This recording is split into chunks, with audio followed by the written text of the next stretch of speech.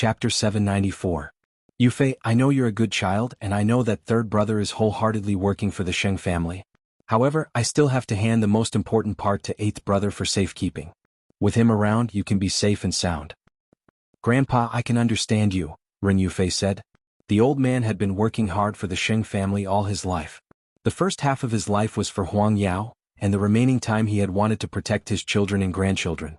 When we arrive at Huang Yao, if you want the vice president to come to Bowen's office to see me, the old man touched the walking stick beside him. Grandpa Sheng touched the walking stick beside him and said, I want to see what Huang Yao did to him first. However, Xing Xiao had instructed her not to let the old man come into contact with anyone in Huang Yao after she went there. Therefore, Ren Yufei did not agree to the old man's request. Grandpa, let me see him. I should also greet these people as the young madam of the Sheng family. You don't have to see those filthy things. The old man pondered for a few seconds and nodded. Fine. On Zhongting's side, Xing Xiao had already asked his secretary to free up the afternoon. As for Su Che, he had already gone to keep an eye on the so-called Vice President Yang. Regardless of whether Xing Bowen was fine or not, did he think that there was no one in the Xing family? He had already bullied them to this extent. After that, Zhongting's legal team and finance team were already on standby. They were only waiting for Xing Xiao to be ready before they set off together. At 1 o'clock in the afternoon, Xing Xiao picked up his coat from the clothes rack and walked out of Zhongting's office. He then informed, the relevant personnel will set off immediately. Since he was going to settle the score, he would settle it properly. However, when Xing Xiao went downstairs, he saw a little thing sitting in the back of the car. Xing Xiao put on his coat, opened the car door with the help of his secretary and sat in. No class? You want to join in the fun? You know that I only have one last class in the afternoon. How can I miss out on such a lively place?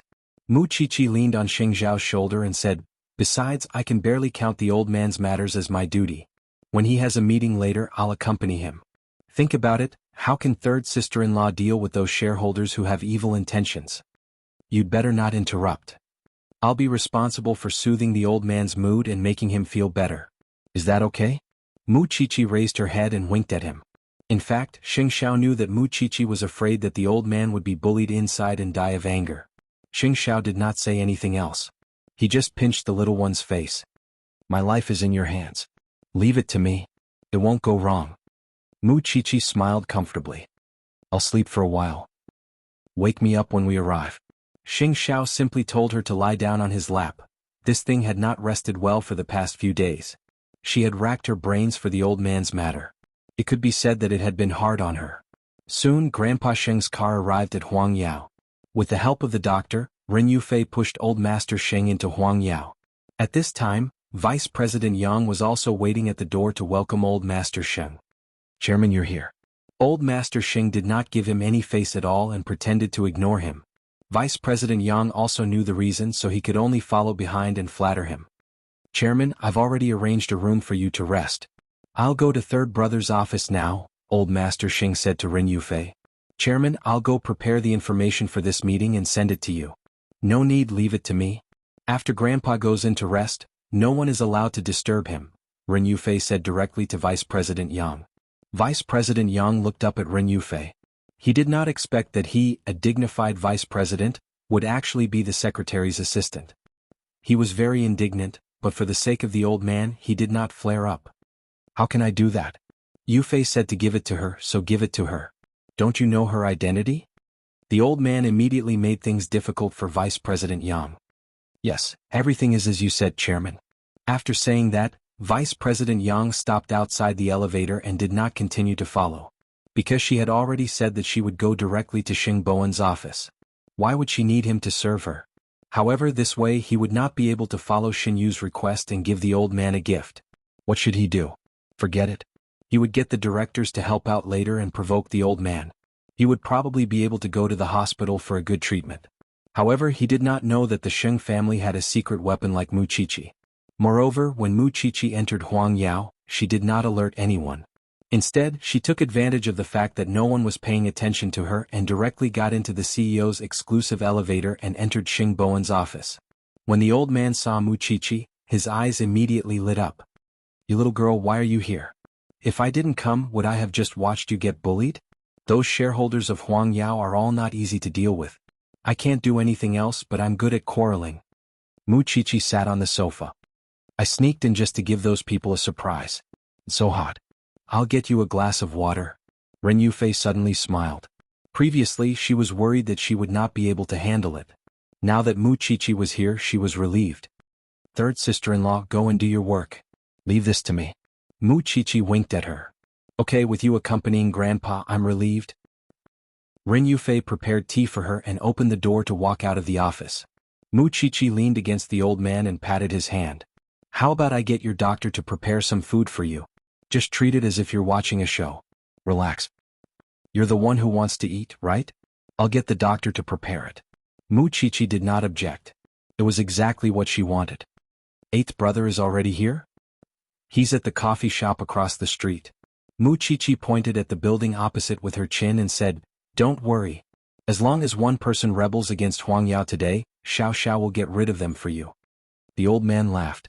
Suddenly, he felt that the heaviness when he went out was completely relaxed because of this girl.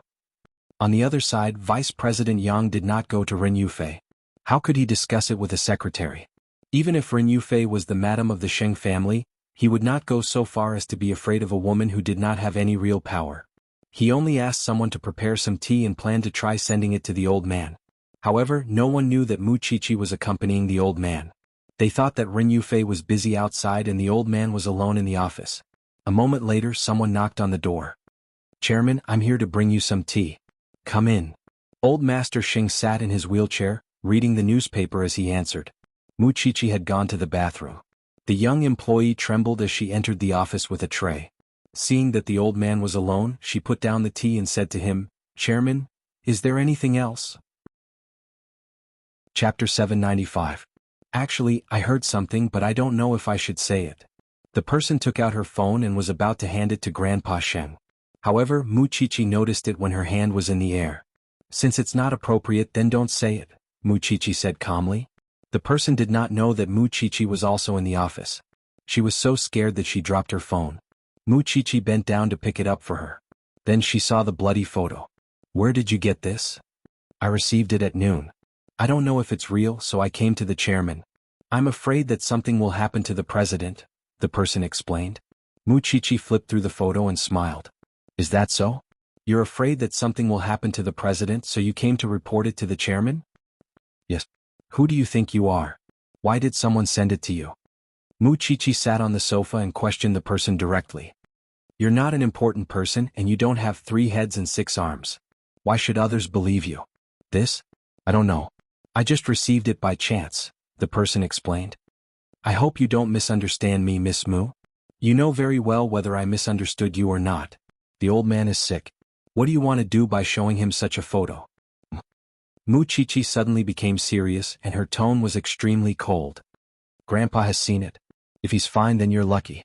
But if he gets sick because of these Photoshop pictures, can you afford to take the responsibility? The person was so scared that she was sweating profusely. I'm sorry. I really didn't know the seriousness of the matter. Who ordered you to do this? Mu Chichi went straight to the point. If you answer me, I'll pretend that nothing happened when you walk out of this door. It's Vice President Yang. Vice President Yang asked me to show it to the chairman. Go out. Just tell your Vice President Yang that after the old man saw it, he was very sad. Also, don't tell anyone that I'm here. Mu Chichi threatened the other party. Yes, I understand. I'll do as you say. Don't worry, Miss Mu. You're so bad at photoshopping. How dare you embarrass yourself with it? Mu Chichi rolled her eyes and returned the phone to the person. Go out. Yes, I will go out now. How could they know that Mu Chichi was so powerful? With just a few words, she managed to trick Vice President Yang out. Even the old man did not expect her to be so clever. What is in the photo? Grandpa Sheng asked softly after they left. What photos? Those are just Photoshop pictures. They know that you care about third brother, so they deliberately use these things to provoke you and disturb your mind. They even... Mu Chichi paused and used a more euphemistic way to express it. Kill people. Then how did you know it was photoshopped? After you see it, you'll also think it's fake, but you'll still worry because that's human nature. Mu Chichi comforted him. Don't worry. Third brother is fine inside. No one can do anything to him. I believe in you and eighth brother. This Vice President Yang was truly vicious. She knew that the old man's body was weak, but she actually thought of using this method to deal with him. If she hadn't come, the old man would have been provoked. The consequences would have been unimaginable. Don't worry, old man. We'll teach this Vice President Yang a lesson for you later. Vice President Yang did not know that the old man had Muchichi's protection, so he really believed his subordinate's words and thought that the old man had really been provoked. Even if he was fine now, when the board of directors convened later, the shareholders would say a few more provocative words. He did not believe that the old man would not obediently enter the hospital. Then Vice President Yang told Xinyu about this over the phone. After hearing this, Xinyu looked at Shen Kai with a cold smile. Have you thought it through? It's already 1:30 now. Your grandfather is probably on the verge of death. Shen Kai did not say anything. He just clenched his hands tightly. It's okay. You can call him now and tell him that you should see if the secretarial office of Huang Yao will treat you as a lunatic. After Xinyu said that, he laughed out loud. How pitiful. You can't control your own fate. But now you're the one who decides the fate of others. You're so hesitant and indecisive. How pitiful. This is all your plan. It has nothing to do with me. I'm afraid you're an idiot. Shinkai, you're an insider. You're equivalent to an accomplice. Xinyu laughed maniacally, stimulating every nerve in Shinkai. He knew very well that if something really happened to the old man today, there would only be a blood feud between him and the Sheng family. It was 2 o'clock in the afternoon. The directors of Huang Yao entered the meeting room together. They were all thinking that everyone should consider how to elect a new person to be the chairman. Such a terrible old man would only be hospitalized and unable to solve anything. Therefore, these people had ill intentions from the beginning. In any case, Huang Yao was in a state of disunity. As the saying goes, there can be no construction without destruction. Now was the time to establish new rules. Soon, Vice President Yang also entered the meeting room and exchanged glances with a few directors who were closer to him. Today, only Ren Yufei was by the old man's side. Everyone could relax and not be so restrained. Why isn't the chairman here yet? A director looked at his watch and found that a minute had passed, but old Master Sheng had yet to appear. He was probably still recovering from the shock. Vice President Yang thought in his heart. I've seen the news. It says that the chairman is not feeling well. Since he's not feeling well, he shouldn't force himself to attend the board meeting. Isn't there a vice president around? Vice President Yang enjoyed every word that the directors said. However, in the next second, the door to the meeting room was pulled open. The person who pushed the old man in was not Ren Yufei but Mu Chichi. Everyone looked at each other and said to the old man, Chairman, this is the board meeting. Logically speaking, Miss Mu should be waiting outside. The old man was about to speak, but Mu Chichi pressed the back of his hand and looked at her. The doctor suggested that it's best for Grandpa to be accompanied by relatives. Moreover, Grandpa isn't feeling well and it's not convenient for him to speak, so I'll do it for him. Grandpa, don't you think so? The old man nodded. Don't worry, the lawyer will take care of it. You won't mind such a small matter, right? If they minded, who would bear the responsibility if something happened to the old man? This last was still as formidable as ever. Chapter 796. Mu Chichi looked around and took in everyone's expressions. When she pushed the old man to the main seat, she said, logically speaking, Vice President Yang is only temporarily replacing third brother's position, but he doesn't have the right to attend the board meeting. Why is he still here? Everyone was stunned. They did not expect that the first person to make things difficult would be none other than Mu Chichi. Since I'm temporarily acting as the CEO, I'm the temporary decision-maker of the company, Vice President Yang explained. Mu Chichi sneered and did not look for trouble with him anymore. However, it also made Vice President Yang extremely uncomfortable. He had given him a show of strength at the beginning. However, the real pain was yet to come. There was no need to worry now. Since everyone is here, let's begin. Mu Chichi took out tea and pastries from her bag. It looked like she was serving the old man, but in fact, she was clearly telling the others that she was here to watch the show. The old man looked at the shareholders and then slowly said, recently Huang Yao has been in troubled times. First, third brother was arrested and then Huang Yao has been hit hard. I know that all the directors are worried about Huang Yao's business situation, so I'm here today to preside over the overall situation. I'll put third brother's matter aside for now. Let me make my first suggestion. Remove Vice President Yang from his position and ask him to leave Huang Yao. You guys make your stand. After hearing the old man's words, Vice President Yang was stunned. He said directly, Chairman, this is not fair. I've done my best for Huang Yao. Why do you want to fire me? Even if I don't have any credit, I've worked hard, right? Moreover, the CEO has been arrested, and I've been acting as his temporary replacement. I've done my best. How have I dissatisfied you? The old man coughed lightly and did not say anything. Muchichi quickly spoke on his behalf. First of all, please follow the company's rules. Vice President Zhang has no right to speak or vote on the board of directors. Secondly, why do you have to be fired? There are 3 reasons. First, the CEO was arrested and the heavy burden was handed over to you. Not only did you not fulfill your obligations, but you also bewitched the shareholders, hindered Huang Yao's development, and sold Huang Yao's assets. Is this your so-called ability? What a glib tongue, Miss Mu. Then tell me, who should I trust in this situation? Who should I look for? Zongting? He was the one who abandoned Huang Yao first. Not even 5 Huang Yao can compare to Zhongting's current scale of development. You haven't gone to Zhongting and you haven't come up with a reasonable plan. How do you know that Xing Xiao doesn't care? Taking 10,000 steps back, even if Xing Xiao treats Huang Yao as a child's play, how can it compare to Huang Yao's current crisis? Have you talked to Huang Yao's partners? Has the PR department done anything to salvage the situation?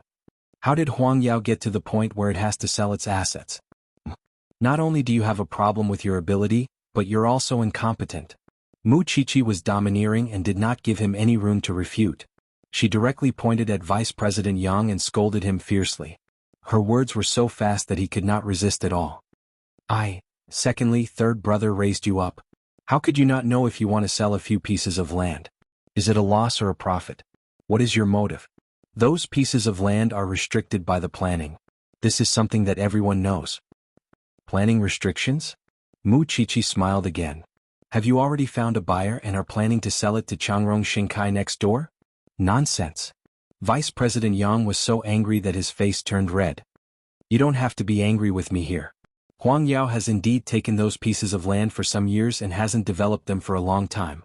However, don't tell me you don't know that Jianchuan International Airport is about to be built nearby? I really don't know, Vice President Yang answered guiltily. Are you telling me these words to prove that there's indeed a problem with your ability? Muchichi asked him with a chuckle. Vice President Yang stopped talking. It should be said that he was speechless. Thirdly, you instigated others to hurt grandfather and colluded with the shareholders to create trouble. You don't have the ability or the character. Why should Huang Yao keep you? Tell me, what face do you have to stay? Muchichi's words were sonorous, making Vice President Yang unable to resist at all. Looking at the expressions of some of the shareholders, they were also unusually ugly. My girl has already made it very clear why I want to fire him. What other objections do you have? The old man was indeed feeling comfortable, especially when he saw Muchichi rebuking Vice President Yang. He felt refreshed. Raise your hands to vote and then sign. Dismiss me? I think it's the chairman who should be dismissed. Vice President Yang was forced into a corner. He could only shout at the old man, isn't it all thanks to him that Huang Yao has become like this? Directors, think about it. There's no one in the Xing family who can lead Huang Yao, and the chairman is still holding on. You should choose a new chairman. Otherwise, when the president comes out, do you really want a person who has been in prison to be the manager of the company? Is Xing Kai at his wit's end? You're so ugly. Muchichi looked at Vice President Yang with a cold glint in her eyes.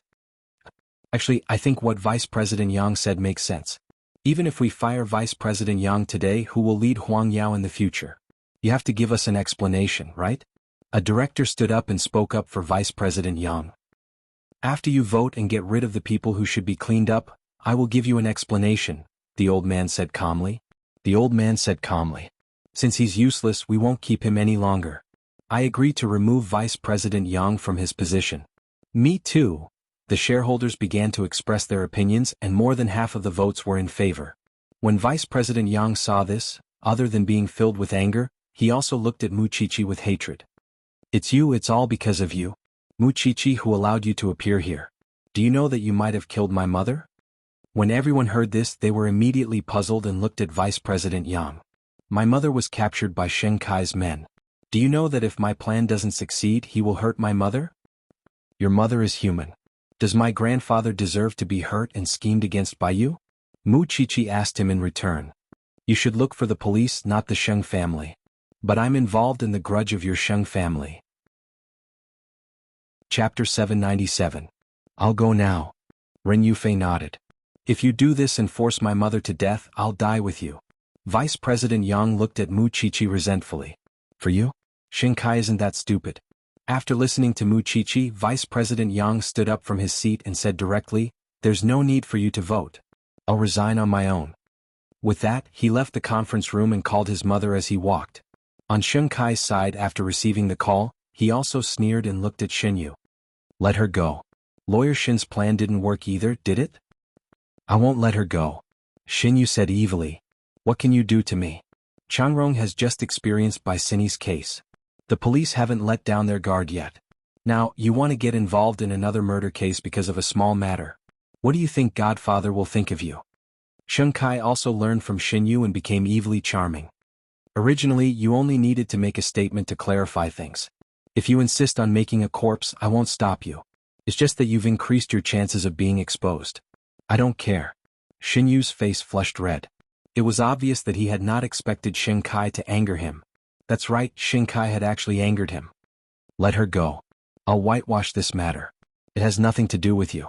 It's just a pity. Do you think your little tricks can shake Huang Yao? It's not over yet. Xinyu looked at Xingkai fiercely and replied. Not long after, someone found a middle-aged woman lying unconscious on the ground in a secluded place in Jianchuan. A passerby sent her to the hospital and called her family according to the number in the old woman's phone.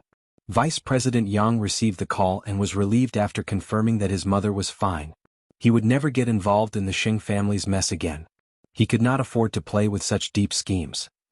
After Vice President Yang left, only the shareholders and the old man were left in the conference room. Since the door has been cleaned up, let's talk about what explanation you have for us. The directors looked at the old man. The current situation of the Xing family was very clear. Other than Xing Xiao, no one could come out to take charge of the overall situation. I think the position of the president needs to be chosen from among the capable people. Of course, with the Xing family's current situation, it won't be limited to the Xing family. Chairman, it's time for you to express your stance. Everyone looked at Grandpa Xing, waiting for him to come up with a solution. Huang Yao's bad reputation was all thanks to the Xing family. I'm old. I can't stay in the position of chairman anymore. But there are still a few people who have second thoughts about Huang Yao. How can I rest assured? The old man looked at the group of people and said helplessly, this is all your guess. Do you have any evidence? Sheng. Oh. Today I am still here. I am the chairman. I will give these people a chance. As long as you stand up and admit that you colluded with Vice President Yang, I will let bygones be bygones. Sheng asked. Sheng. All the shareholders present were good actors. If you're really not feeling well and are delirious, we can send you back to the hospital. Sheng. Sheng. It's Xiao, the old man sighed. I've said it before. This is the first time I've ever held a meeting as the chairman.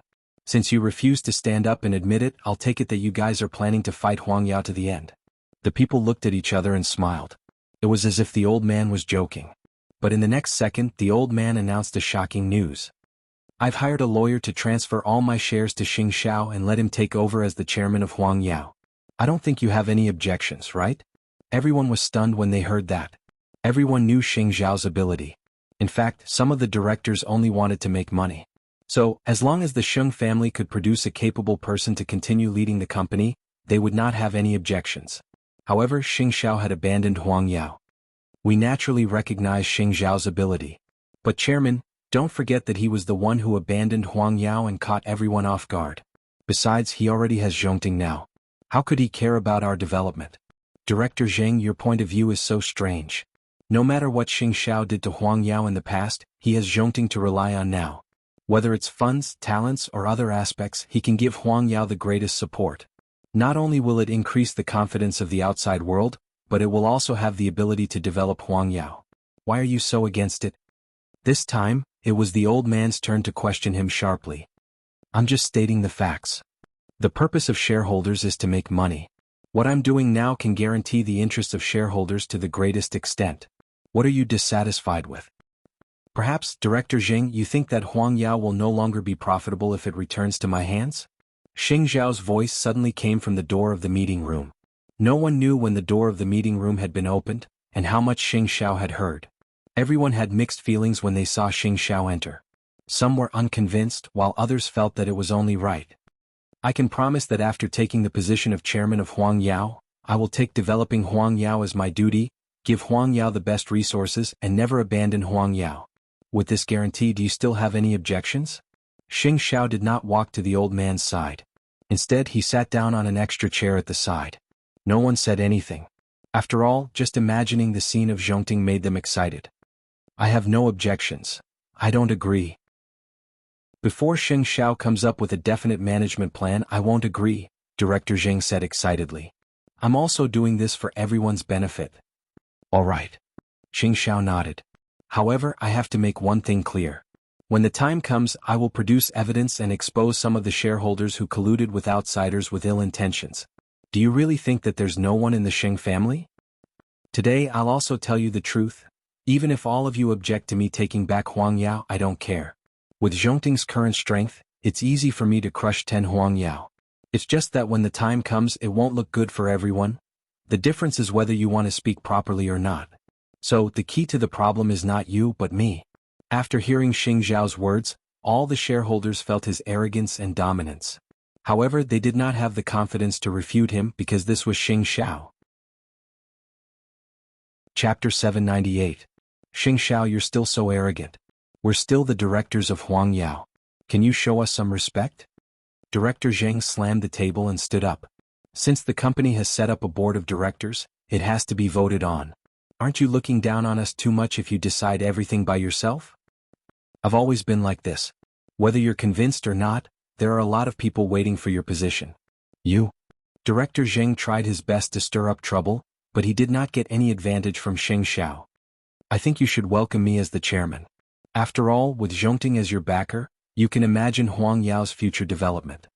Other than Director Zheng, the others could not hide their excitement. If you still want Huang Yao to go to the next level, then you should cut off your connection with Shen Kai as soon as possible. As Director Zheng said, as long as you can come up with a plan, I won't have any questions about how you want to manage Huang Yao. Me too. The directors expressed their stance. They just wanted to see to what extent Xing Xiao could strengthen Huang Yao. They wanted a blueprint. I'll give you an explanation the day after tomorrow morning. Of course, don't forget what I said. After Xing Xiao said that, he stood up from his seat. I want you to take all the advantages. There's no such thing. Pushed the old man home. Mu Qiqi stood up. She did not have time to eat melon seeds and drink tea. However, seeing that the old man's expression was not good, she immediately pushed the old man's wheelchair and followed behind Xing Xiao. The old man looked at his grandson, raised his head and asked him, "Do you really have evidence of the directors colluding with Shen Kai?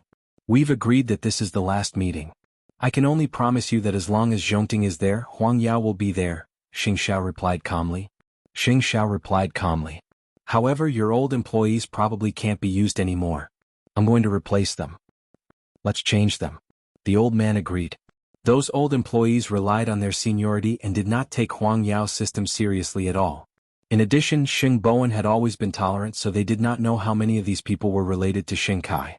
Only by replacing them all could Shen Kai be completely uprooted from Huang Yao. In addition, with the merger with Zhongting and the change in the company's system, it would not be so easy for Shen Kai to touch Huang Yao in the future. Shen Kai is too familiar with the internal structure of Huang Yao, so I'm going to move the entire Huang Yao. You're the chairman now. You make the decision. After saying this, Grandpa Sheng heaved a sigh of relief. Eighth brother, I don't want anything. I just want third brother to come out safely. When he gets home, I won't interfere with whatever he wants to do anymore. Mu Qiqi felt a little sad when she heard this. Although the old man had realized it too late, he had at least turned the corner. Yao Xiao, Xiao Xiao said. Xiao, Mu Qiqi, Xiao, Xiao, Xiao. Old Master Xing nodded repeatedly. Of course. I still want to live a few more years and quarrel with you more. Then I'll send you back to the hospital. The old man was very cooperative and obedient. After returning to the hospital, he obediently took his medicine and rested. Xiao. I.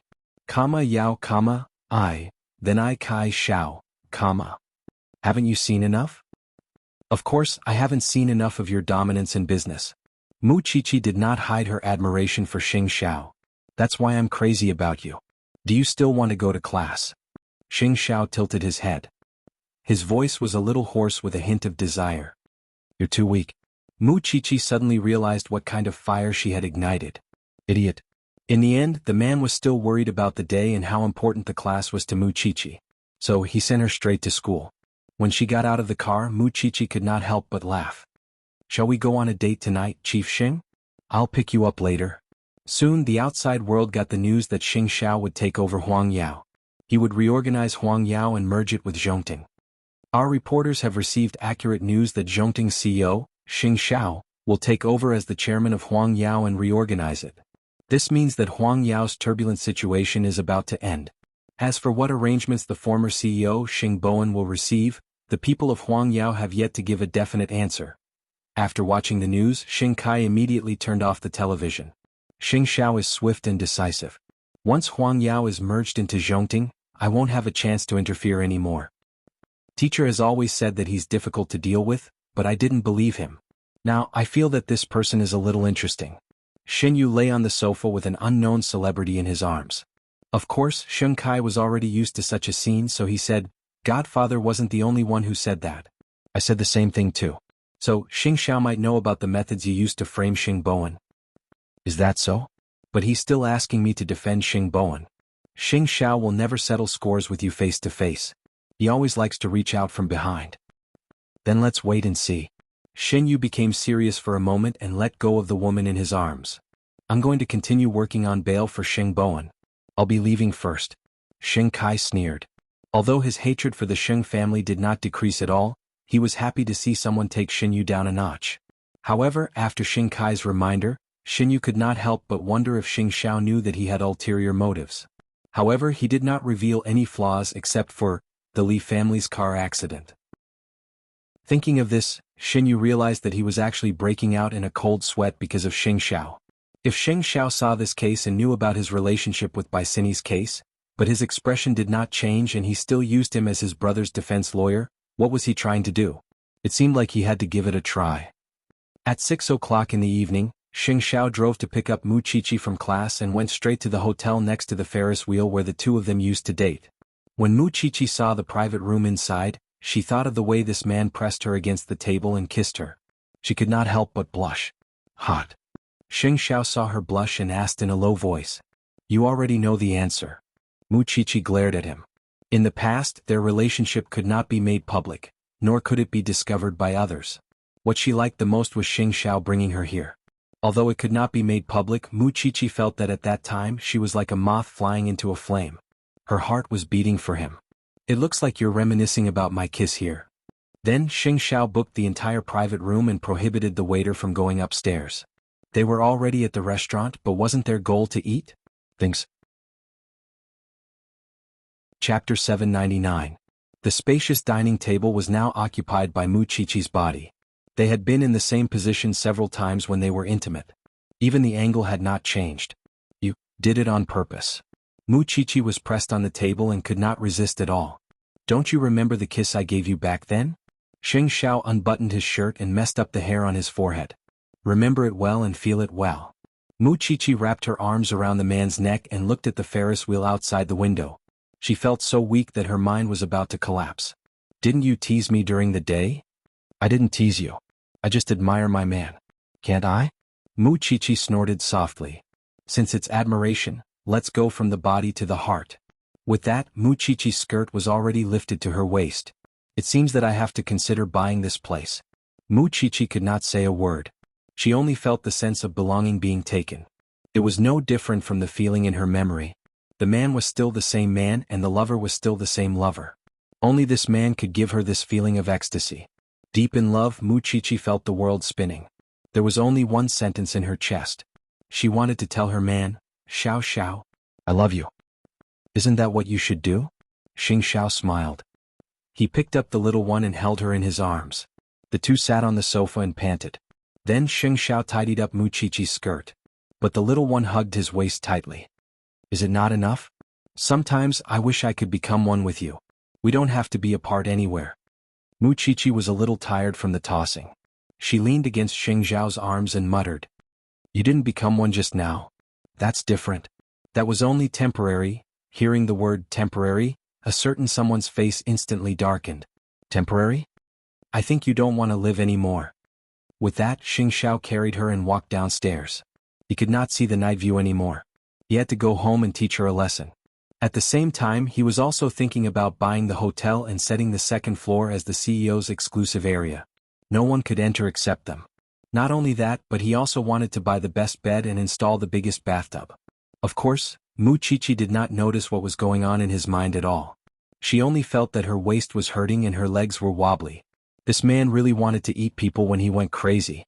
On the other side, Xingyu could not sleep all night because Xing Xiao might know his background. If he wanted to know if Xing Xiao was really suspicious of him, there was one more thing he could do. And that was to investigate if Xing Xiao had contacted other lawyers. If Xing Xiao really did not trust him, he would definitely contact another lawyer in private to handle Xing Bowen's case. But if Xing Xiao did not do that, it meant that Xing Xiao had yet to discover his true identity. Xing Xiao had already made arrangements for this because he did not look for a new lawyer at all. It was the original lawyer of the Xing family who was preparing a second plan for Xing Bowen because of the little one's reminder. If Xingyu wanted to investigate, then let him. The next morning, Xingyu and Xing Xiao spoke on the phone. The matter of bail had basically been settled. If everything went smoothly, Xing Bowen could be released from the detention center in the afternoon. Things have been done very well. I'll have to trouble you with the follow-up matters, Lawyer Shin. You spend the money, I'll do the work. Don't worry, Xingyu answered straightforwardly on the phone. I'll inform the Xing family to pick him up. Then we'll contact each other later. Now, when Xingyu was on the phone with Xing Xiao, he finally knew that he had to be wary. He would no longer speak freely like before, because this man might not be able to draw any important conclusions from his words. No, not only did he have to be careful with his words, but he also had to be friends with the Xing family. Only then would he know if Xing Xiao really trusted him or if he was acting. In the afternoon, Ren Yufei and Xin Yu waited outside the detention center. The bail process went smoothly, but Xing Bowen had been inside for a few days, so he could not help but look tired. When Ren Yufei saw him, her eyes turned red. She quickly went up to him. You're finally out. It's been hard on you. Are you worried? Xing Bowen quickly hugged her and comforted her. Thank you, Lawyer Shin. I hope you can help me win the subsequent lawsuit. Isn't that why President Xing invited me? Xinyu said with a smile. It was completely different from his unrestrained appearance in front of Xing Kai. Please come to the Xing family for dinner tonight as my thanks to you. Then, I'll do as you say. Xinyu did not refuse because he also wanted to see what the so-called Xing family looked like. Then I'll go back and freshen up first. I'll send a car to pick you up tonight. Give me an address. Xing Bowen also looked like a little white rabbit, sincerely thanking his benefactor. There's no need. Just tell me where the Xing family is. I'll drive there myself. That's good too. I don't want you to feel restrained. After saying that, Xing Bowen and Ren Yufei got into the Xing family's car. When Xinyu saw the two of them leave, he felt that the brothers of the Xing family were really interesting. Xing Xiao was so sinister and cunning, but the other brothers were so stupid. Xing Kai was not very capable, but his ambition was not small. This Xing Bowen was even more rare in the world, and his heart was as big as a woman's. He really didn't know if he could take it when the second step of the plan was implemented. On the other side, after Xing Bowen got into the car, his expression relaxed. Ren Yufei handed him a towel and wiped his face. The people inside are quite polite, right? Eighth brother is protecting me, of course, Xing Bowen replied. I've only been in there for a few days. I have a lot of thoughts in my mind. I've made you worry. Something happened to Huang Yao while you were away. It was expected, but eighth brother was there, wasn't he? Xing Bowen didn't need to read the newspaper to know what kind of situation Huang Yao was in. With such a stain on my back, it's not good for me to be the person in charge of Huang Yao anymore. Returning it to eighth brother is the best arrangement. Bowen, it's not your fault. Xing Bowen didn't say anything else. He just held his wife's hand and finally felt at ease. A moment later, the two of them returned home. When the old man saw Xing Bowen, he was finally relieved. He sat in his wheelchair and kept shouting, "It's good that you're back. It's good that you're back. Grandpa, I've made you worry." Xing Bowen knelt in front of the old man. Don't worry. This won't happen again in the future. It's good that you're safe. Grandpa only wants you to be safe. Chapter 800. This is also your home. You can arrange it yourself. You don't have to ask me. The old man waved his hand and said, Grandpa also wants to meet this lawyer Shen and thank him properly. Ask Yufei to arrange dinner and call eighth brother and his wife back. Okay. Xing Bowen nodded. Hurry up and wash up. Get rid of the bad luck on your body. Then Grandpa, I'll go wash up first. Shin Bowen got up from the ground and dragged Ren Yufei back to the room. I'll go prepare a change of clothes for you. Hurry up and go in. Ren Yufei quickly walked to the closet and took out his shirt, trousers, and underwear. Shin Bowen hugged Ren Yufei from behind and placed his chin on her shoulder. I'm sorry, Yufei. What's there to be sorry about? It's not your fault. Ren Yufei let him hug her, and her tone could not help but soften. It's my weakness that makes me a target for others time and time again. I've brought you, the Sheng family, and even eighth brother countless trouble. Shin Bowen's tone was hoarse.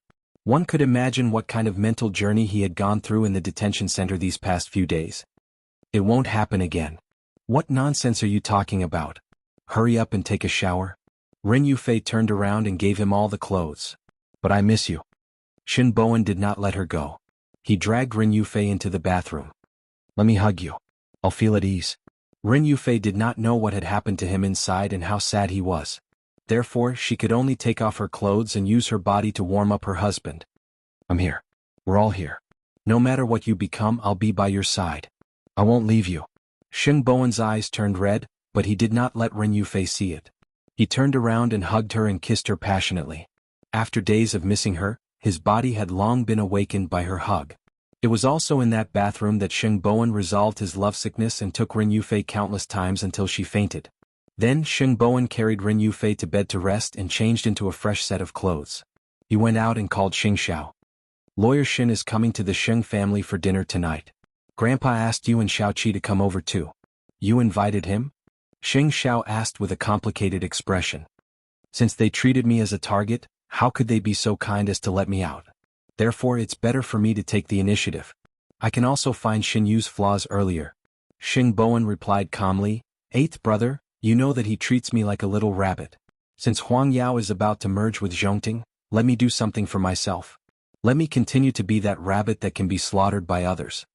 Although what you said makes sense, Huang Yao has already been taken back. You don't need to get involved in this mess anymore. I'm already in the muddy water. What happened in there for a few days? Xing Xiao asked Xing Bowen in return. He could clearly feel that Xing Bowen's mentality had changed. It's nothing, Xing Bowen said. I just don't want to continue being a weapon for Sheng Kai to take revenge on the Sheng family. I can promise you to give it a try, but don't act rashly. Okay, see you tonight. After they hung up, Xing Xiao immediately looked at Su Che, who was beside him. Go and find out what happened to third brother while he was in the detention center. No matter how kind a person was after being bullied for a long time, they would know to retaliate. Did Sheng Kai want his life that badly? Nightfall. In the luxurious living room of the Sheng family. Since a distinguished guest had arrived and they wanted to celebrate Xing Bowen's return, the whole family sat around the long dining table. That included Xing Xiao and Mu Qiqi. It's all thanks to Lawyer Shin's help that I was able to get out of there so smoothly this time. Let me toast to you. On Xing Bowen's left was Ren Yufei, and on his right was Xin Yu, as if it was to make it easier for him to take care of his benefactor. I was hired by President Sheng. This is my duty. You don't have to be so polite, third young master. Xin Yu's performance was completely different from when he was with Sheng Kai. In front of the Sheng family he was gentle and polite. Lawyer Shin is so young yet so capable. It really makes this old man very envious. As old Sheng spoke, he pointed at the Sheng brothers on the table. All of them are good-for-nothings who only know how to piss me off. You flatter me, old Sheng. Since you're here, don't be shy. If there's anything you want to eat, feel free to tell me. The atmosphere, it seemed very relaxed. Everyone in the Sheng family really treated him like a benefactor. However, it was not surprising that the rest of the Sheng family did not know about this. The main thing was, what did Xing Xiao think of him? The old man seems to like you very much. If Lawyer Shin is free, you can come visit often. Xin Yu carefully observed Xing Xiao's every move and expression, but he could not find any flaws. Since old Xing is so kind, it would be impolite for me to refuse. After Xin Yu said that, he picked up his wine glass and clinked it with Sheng Bowen's. Don't worry, I'll definitely do my best in this lawsuit. Grandpa, since Huang Yao is now in eighth brother's hands, it's not convenient for me to appear. So, I don't want to return to Huang Yao for the time being. Is that okay? Do whatever you want. The old man did not object. After Xing Bowen heard this, he smiled and turned to Xin Yu. Shall we play golf tomorrow? It's been a long time since I've gone out with my friends so easily. I'll accompany you. Xin Yu agreed readily. Being close to Xing Bowen would also allow him to gain his trust as soon as possible. Then, the second step of the plan would be even easier to carry out. However, Mu Chichi did not say anything throughout dinner, which made the old man feel rather strange. Chichi, you're usually so chatty. What's wrong today? You rotten old man, you've let third brother go free, but you've put Master Xiao on the fire again. How can I be happy? Those shareholders of Huang Yao are always unable to do anything, but they're always spoiling things. They're always spouting nonsense. I get annoyed just looking at them. Mu Chichi snorted lightly. If you really feel the pain, why don't you take care of it? Pretend I didn't say anything? Mu Chichi immediately admitted defeat. Let him take care of it. With eighth brother taking care of it, Sheng Kai won't be able to cause any more trouble. I can also go fishing with your grandfather in peace. Even Sheng Kai's matter could be said without any scruples in front of him. It seemed that the Sheng family was not on guard against him at all. If that was the case, the game would be fun. Late at night, Xinyu returned to his villa from the Sheng family's residence. He saw Sheng Kai sitting on the sofa without saying a word. What? Where's the woman you prepared for me? Chapter 801. I'm not on either side. I'm just teacher's man, Xinyu answered very seriously. Teacher said that if Xing Bowen goes to prison and gives you a big gift, I'll definitely find him. You don't have to care about where I go to eat. I have my own purpose. Xing Xiao doesn't suspect you? Based on my judgment, he doesn't seem to suspect me, Xinyu said confidently. Xinyu said confidently, so, you can rest assured that what you hope for will soon come true. The woman you want is in the room upstairs. After saying that, Sheng Kai got up from the sofa. Xinyu, Godfather went through so much trouble to give me a gift.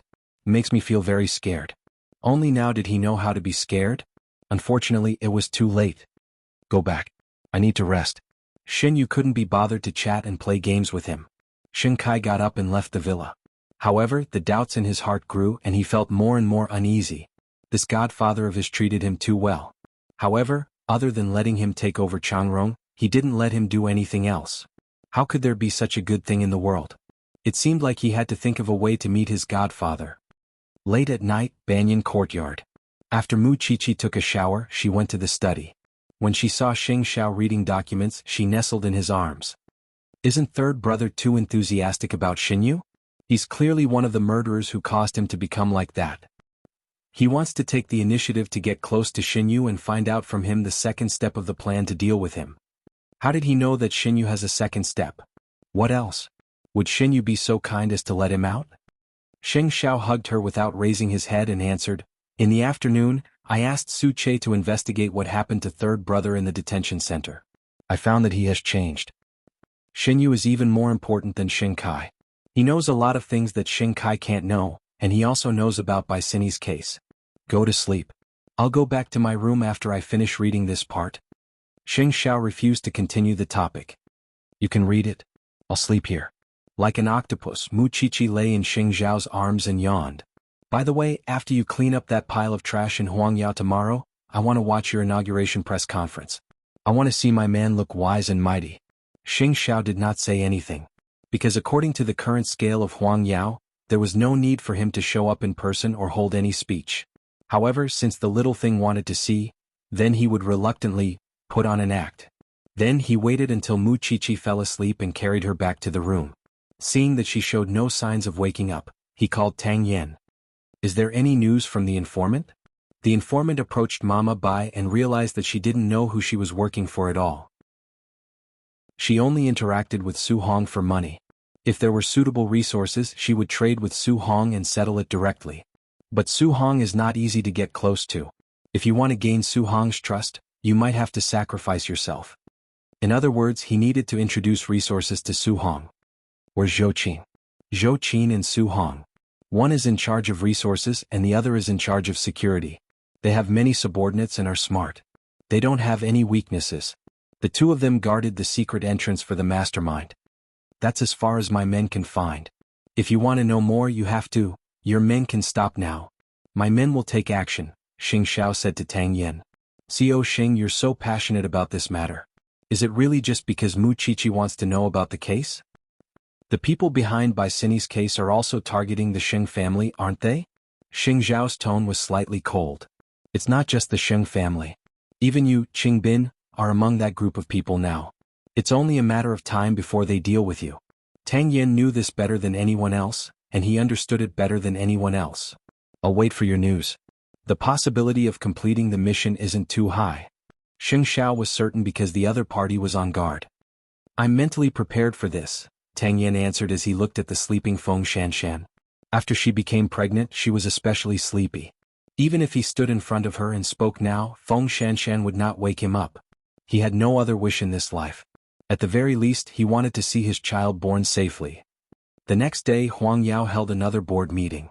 This time, Xing Xiao promised the board of directors that he would come up with a plan for Huang Yao's future. In other words, how far did he plan to develop Huang Yao? Of course, Xing Xiao also said that he would completely clean up the company today. After Huang Yao is merged with Zhongting, the previous management model will be eliminated and Zhongting's system will be adopted. In other words, from now on, there will be no more traders. After Huang Yao is merged with Zhongting, it can share Zhongting's technological resources. As you know, in the past year, Zhongting has researched a lot of advanced technologies. This can optimize the internal structure, further improve Huang Yao's efficiency and reduce costs. Thirdly, after the news of Huang Yao merging with Zhongting was released, the relevant departments of Zhongting have done research on Huang Yao. The rise in the stock price also shows that there is a huge problem. The confidence of the shareholders in Huang Yao is not affected by the previous scandals at all. Fourthly, this is the plan of the new Huang Yao. It is estimated that it will be put into use in 5 years. It will be more than 10 times larger than the current Huang Yao. At that time, its overall strength will be able to become the #1 in Asia. The team of Zhongting showed the future plan of Huang Yao on the stage in different departments, which excited the shareholders at the conference table. With Zhongting's current speed of development, it would not be difficult to help Huang Yao become the #1 in the jewelry street. Seeing the excited faces of the shareholders below the stage, Xing Xiao finally spoke. Do you still have any questions now? In the end, Huang Yao still needs you. I'm convinced. There's nothing more to say. If Huang Yao can really reach this level in the next 5 years, I won't ask you how you want to manage it. I'm satisfied. I'm really satisfied. The shareholders showed their confidence in Xing Xiao one after another. Xing Xiao also knew that this group of people only cared about profit and money. Since that was the case, why not be generous? You've all seen the grand blueprint. In that case, everyone should also remember what I said back then. Xing Xiao asked the people of Zhongting to take the equipment and retreat. I've drawn up these blueprints not for those who are disloyal to Huang Yao to enjoy. What do you think, Chief Zheng? When Chief Zheng was called, he immediately slammed the table and stood up. Xing Xiao, what do you mean? Chapter 802. I don't care how many times you've met in private and how many gifts you've received, but if you continue to stay in Huang Yao, I'll feel disgusted. All the directors come and vote. Should we keep a director like him who intends to harm the company's interests? Xing Xiao, you want to expel me from the board of directors? Director Zheng suddenly understood what Xing Xiao meant. You guessed right, Xing Xiao said bluntly. Isn't this what you deserve? The shareholders couldn't help but look at each other. As I said, today's blueprint is built on the foundation of unity. I, Xing Xiao, will not raise a traitor for nothing and harm everyone's interests. If you keep him for old time's sake, I won't object. But what you saw just now will be a dream. Xing Xiao tilted his body, his posture elegant. Vote or not. You decide. Everyone thought about it. No matter how deep their friendship was, they couldn't go against their interests, so they said, I'm sorry, Director Zheng. I'm sorry, brother. You. Director Zheng was furious, but there was nothing he could do. After all, more than half of the votes were cast. As long as the directors signed it, it would count. A bunch of ingrates. Do you think you're very clean? Director Gao, you and Xing Kai have also met in private. And you, Director Liu, you're not a good person either, are you? That's great. That way I don't have to call names one by one. Xing Xiao couldn't help but thank Director Zheng for saving him trouble. You know what to do. If you quit, I might be able to save you some face. Xing Xiao, you'll die a horrible death sooner or later. Seeing that there was nothing he could do, Director Zheng cursed Xing Xiao loudly. Just you wait. In less than 3 years, he'll definitely die without a whole corpse. As soon as he said that, before Xing Xiao could say anything, Su Che threw him out. He was so fast that no one could react at all. When the other 2 directors saw this, they took the initiative to stand up. Xing Xiao was not easy to deal with, and his bodyguards were not to be trifled with. A moment later, the meeting room returned to silence. Sheng Xiao glanced at the remaining people and said, "Since you want Huang Yao to become the number one in Asia, then don't have second thoughts. Because this kind of thing can't escape my eyes. I don't want a few more spies to stab me in the back. So, remember, as long as you're wholeheartedly for Huang Yao, everything is negotiable. I will fulfill my promise to all of you. But if you still want to be bewitched by Xing Kai or coerced by others, then I'm sorry, this cake will never belong to you. I understand what you mean. We must be absolutely loyal." One of the directors understood Xing Xiao's intention. "That's right." Xing Xiao nodded. "As long as you are loyal, you can sit at home and make money. Why not? If that's the case, then let's make an alliance.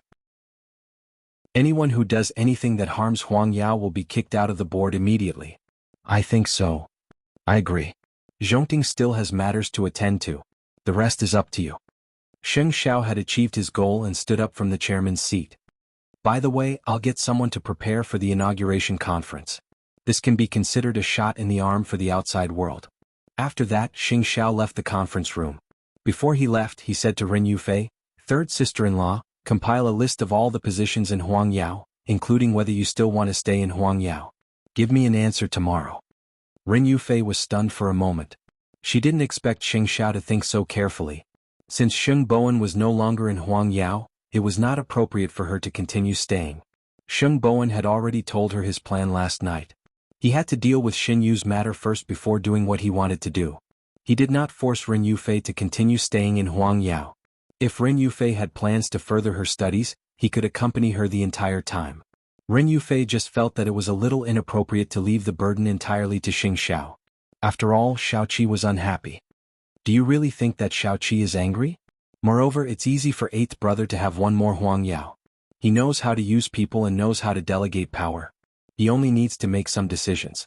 It won't take much effort at all. Sheng Bowen was full of confidence in Xing Xiao. That person was born to make money. Moreover, he was cunning and unparalleled. You really don't know how to feel sorry for others. He has Xiaoqi to feel sorry for, so I won't join in the fun. Besides, he doesn't care. Sheng Bowen hugged his wife and chuckled. Didn't eighth brother ask you to give him an answer tomorrow? Take this opportunity to quit your job. I know you have something you want to do. I can accompany you now. Is it really good for us to be worms like this? Ren Yufei still couldn't bear it. You don't have to feel guilty. Besides, I have a fund and investment plan. Don't forget that I still have shares in the Hu family. My own money is enough to support us. If you really want to work, wait until you learn what you like. Then you can take it as a job. It can also be considered working for the Sheng family. Ren Yufei couldn't stand Xing Bowen's words. In the end, she nodded and agreed. How's playing golf with Shen Yu during the day? It's just basic contact. I'm afraid I'll need to go through more things before Shen Yu can show his true colors. Let's not think about this anymore. I'm going to sleep. Xing Bowen naturally changed the topic. However, Ren Yufei couldn't fall asleep no matter what. In fact, she didn't want Xing Bowen to get close to Shen Yu at all. Bowen, actually, I know that after you came out of the detention center, your mentality has changed a little. Although I don't know what you've experienced, I can feel that you seem to hate Xing Kai and those who hurt you. In the darkness, Xing Bowen opened his eyes and said calmly, I'm not a saint. I also feel wronged. I'm afraid that you'll become like Xing Kai. Hearing this, Xing Bowen turned around and hugged Ren Yufei. Silly girl, how is that possible? I just want justice. I don't want to hurt the innocent.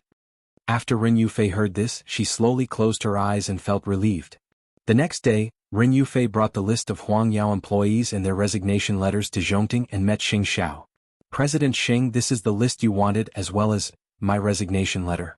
I promised Bowen last night that I'll go out with him when I have time. That's a good thing, Xing Xiao replied without raising his head. Eighth brother, also, I feel that Bowen is a little strange. I don't know if it has anything to do with the few days he was locked up. I just feel that his mind has become heavier now. Chapter 803. Su Che had investigated Xing Bowen's situation in the detention center. He had not been put in any trouble, but someone died in the detention center right across from third young master. The last person that person saw and spoke to was third young master, so he must have been traumatized. Su Che told Xing Xiao the results of the investigation. Xing Xiao frowned, but only for a second before letting go. Since there's nothing serious, let's put this matter aside. Also, I need you to go to J City. Su Che knew very well what was in J City. I've arranged for 2 people to approach Zhou Qin there, but I'm worried about their safety. You go and receive them. Do whatever it takes to ensure their survival. Why must we get involved in this mess? It was not that Su Che was unwilling to go, but Xing Xiao was not the kind of person who was nosy. Even if Mu Qiqi really wanted to know the truth behind Baisini's case, Xing Xiao would not joke around with other people's lives. Whether Baisini's case can be solved or not has nothing to do with me, but I must find out what the person behind this wants to do with Sheng Kai or the Sheng family. Why does it have to be Sheng Kai? So working with Tang Yen is just to get what we need, Xing Xiao explained patiently. I understand. Go early and come back early.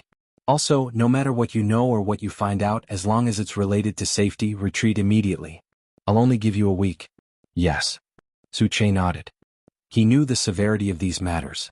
However, if Su Che left, Mu Qiqi would definitely ask about it. However, it was easy to dismiss him. He only needed to say that he was going home to visit his family, and it would be logical. After Xing Xiao took over Huangyao, he carried out a comprehensive overhaul of Huangyao. At present, the new Huangyao map was still being planned, so Xing Xiao adjusted the positions of all the previous departments of Huangyao. However, such a ruthless approach would definitely hurt the interests of the old employees. Xing Xiao got people to appease them. The old employees had 2 choices. The first was to leave with a high pension, and the second was to enter Zhongting to work. Their goal was to remove these people from Huangyao. In just a few days, Huangyao seemed to have been reborn and had a new vitality. 2 days later, Huangyao would hold the inauguration conference of the chairman. Everyone sighed. After so many twists and turns, Huangyao still returned to Xing Xiao's hands. If they had known, why would they have wasted so much time? In the evening, Mu Qiqi returned home. When she saw the man's tall figure, she was infatuated. She quietly walked over and hugged the man from behind. Xiao Xiao, Xing Xiao hummed softly. You're getting more and more alluring, like an unreachable god. Now that I'm hugging you, it's a little unreal. I feel like I'm blaspheming the gods. Oh, profanity in bed? Xing Xiao smirked.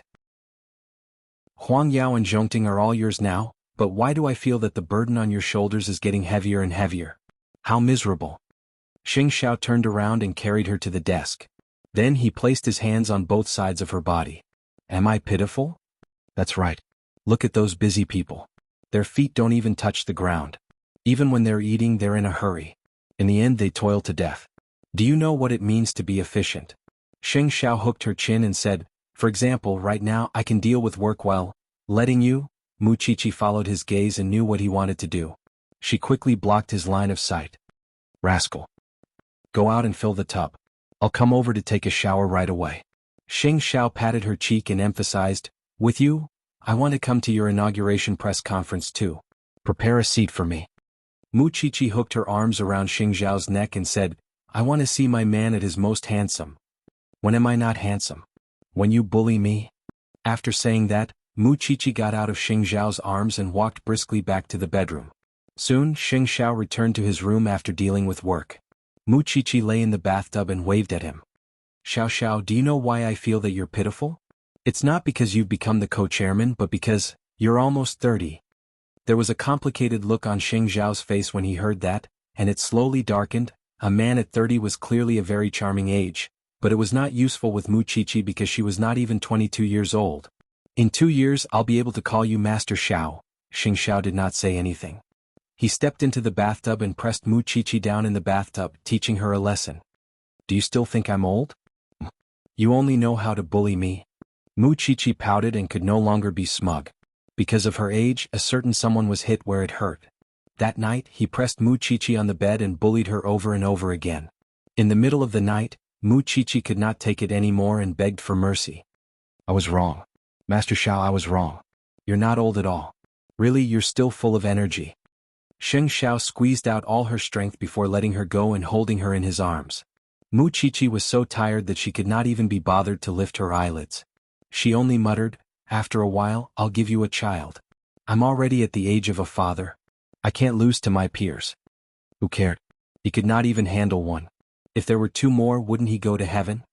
Ever since he handed over Huangyao, Sheng Bowen's energy had returned. He had completely thrown away the burden on his body. When 6th brother saw this, he accepted his fate. There are so many brothers in the family, but 8th brother is really the only one. It's not easy for him to support this family. Since you know it's not easy for him, do you still hate him? Xing Bowen approached sixth brother and asked. Grandfather used to be biased towards eighth brother. It's not without reason. I suddenly understand why grandfather protected eighth brother in the past. Actually, it's not just because he likes eighth brother, but also because he knows that only eighth brother can ensure the peace of the Sheng family. Sixth brother sighed. He knew that he was not talented enough and could not do much. So, I plan to withdraw from Huang Yao. Anyway, Huang Yao doesn't lack a mediocre person like me. What do you plan to do? I want to try the education industry. Sixth brother answered. Your sixth sister-in-law has a way. Don't mislead me. Xing Bowen could not help but laugh. But this is pretty good. What about you? What plans do you have after leaving Huang Yao? Chapter 804. Originally, Huang Yao had been led by Xing Bowen.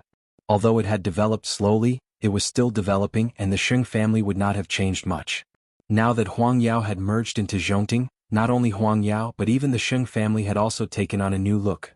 Sheng Kai's godfather had promised him a gift, but he had made the Sheng family to the point where he could no longer interfere. He did not know if this gift was for him or the Sheng family. Thinking about it, Sheng Kai felt that it was very ironic. In 2 days, it would be Xing Zhao's inauguration conference. Now that Zhongting was leading Huang Yao and Jianchuan, it was like the sun in the sky. Therefore, Sheng Kai stayed in the company to drink. When Xin Yu saw this, he could not help but sneer. You're blaming teacher, aren't you? I just don't understand. He asked me to take over Changrong, but he didn't give me any missions. He said he would give me a gift, but he made the Sheng family more united and indestructible. Now, to the Sheng family, I'm a complete traitor. Sheng Kai's face was red and he was extremely dispirited. Teacher must have his reasons for doing things. You don't have to be discouraged so quickly. You have to know that you have nothing. Xin Yu pointed at his sore spot. I heard that Xing Xiao did nothing for half a year and just hid in the Shin family. Everyone laughed at him and said that he had become a soft-footed shrimp that relied on women, but what happened? Half a year later, Zhongting appeared and he had his current status. He even sat in the same space as the country's leader for the New Year's Eve dinner. Moreover, teacher didn't promise you to deal with the Sheng family. He only promised you to send Xing Bowen to prison. Now Xing Bowen is still within our control. He didn't go back on his word. Sheng Kai laughed self-deprecatingly and lay down on the sofa. Even if Xing Bowen is in jail, Xing Xiao will get him out and even settle the score with me. I always feel like I'm in a trap. Sheng Kai smiled self-deprecatingly and lay down on the sofa. When Xin Yu heard this, a complicated look flashed in his eyes. Then he turned around and saw Xing Kai drunk on the sofa.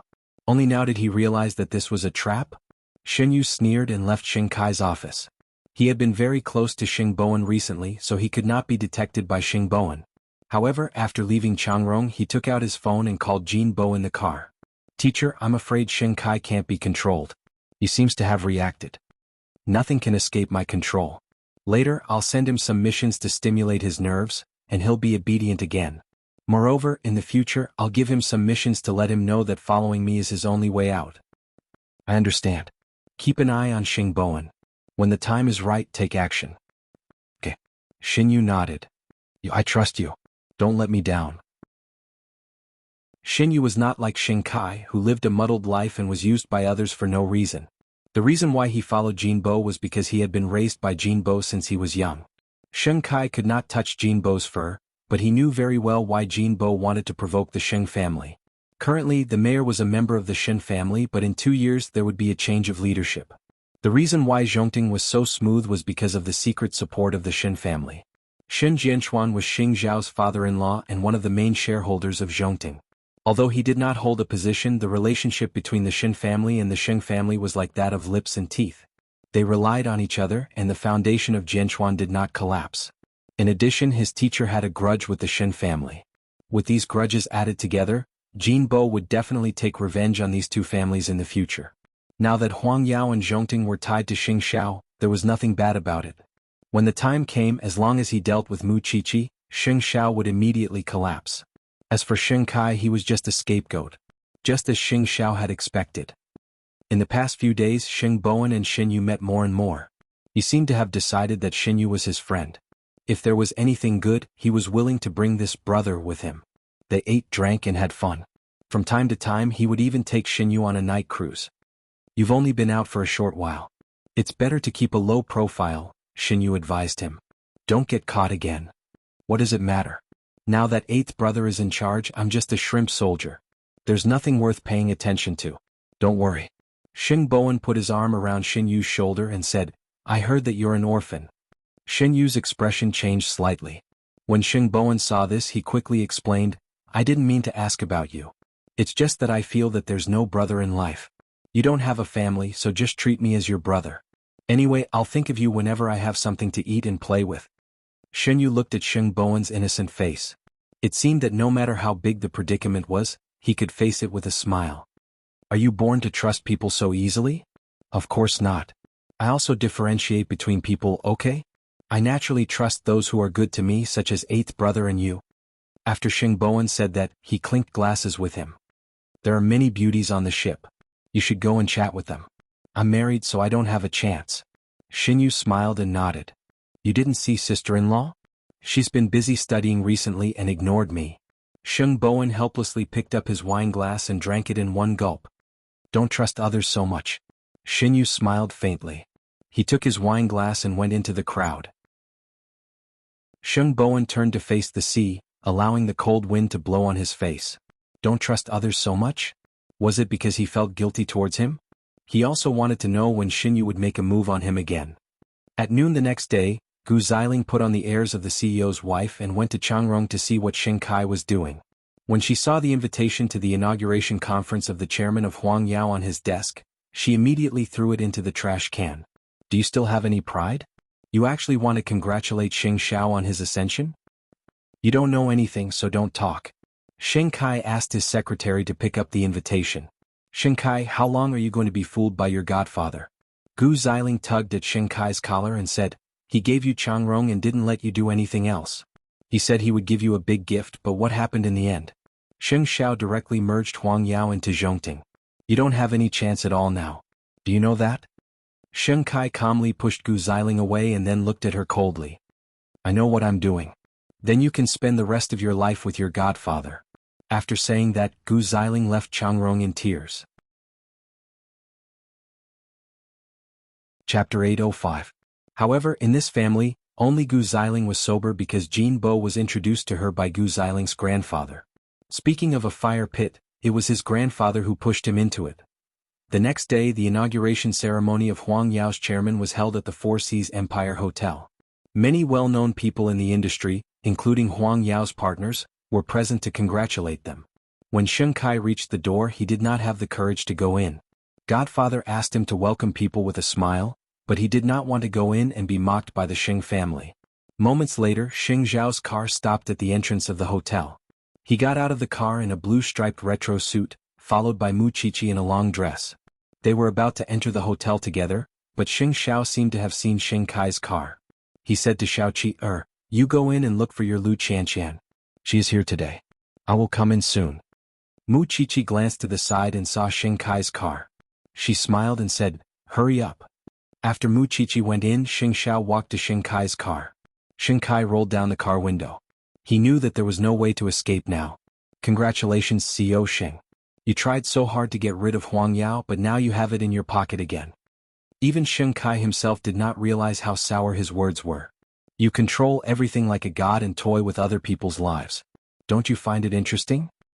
Get out of Changrong as soon as possible. At least admit defeat. It's much better than being a scapegoat. Xing Zhao's expression was indifferent. I didn't harm you. You have to understand this. Even if the Xing family doesn't want me, there will always be someone who wants me. I don't have any relatives, but I still have a godfather. I won't go to your inauguration ceremony. Having said that, Xing Kai started the car. Xing Xiao, one day you will lose the most important thing to you. Rather than saying it was a threat, it was more like a curse. The most important thing? The chairman of Huang Yao or Zhongting. It was Qie. Soon, Xing Xiao returned to Mu Qiqi's side at the hotel lobby. However, Mu Qiqi was busy chatting with Lu Qianqian, and he was busy among the guests. Mu Qiqi, I've never met a friend like you. Do you know how long it's been since we last contacted each other? Lu Qianqian was dressed in bright red, looking bright and generous. She scolded Mu Qiqi right to her face. You're still talking about it? You didn't take the initiative to call me, Mu Chichi retorted. The two of them looked at each other resentfully and couldn't help but burst into laughter. There was such a kind of friend in the world. Even if they hadn't contacted each other for a long time, as long as they were together, they would still feel comfortable and have endless topics to talk about. You're now the wife of the joint CEO of Huangyao and Zhongting. That's amazing. Unlike me, I have to work from dawn to dusk every day. Lu Qianshan complained to Mu Chichi. What about Lin Muhan? Why isn't he here? They're training at school. Lu Qianshan answered with a smile. When she mentioned her lover, there was a sweet smile on her lips. In short, keep in touch often in the future. Don't be so distant. How could I? We won't be estranged. The two of them sat together like sisters, and there was no end to their conversation. But soon Xing Zhao's inauguration speech began. In the huge living room where the spotlight was gathered, Xing Zhao walked to the podium amidst the applause. He faced all the guests, noble and confident. Mu Chichi looked at Xing Zhao and felt as if her soul had flown out of her body. This was her man. He was the greatest pride of her life. When I left Huangyao, I swore to myself that I would never meddle in Huangyao's affairs again. But ironically, I'm standing here again today. Whether it's my departure or my return, I think there's only one reason, and that's because of my family. The glory of the family. I didn't care when the older generation sacrificed their lives for the glory. But now that I'm married and have a career, I gradually understand how precious the things they want to pass on are. From today onwards, Huangyao will officially be under Zhongting. I will also officially be the joint CEO. Here I will fulfill all my promises. Within 5 years, Huangyao will become the best in Asia. Mu Chichi did not listen carefully to what Xing Zhao said because her head was buzzing and she could not hear anything. She did not know what was going on.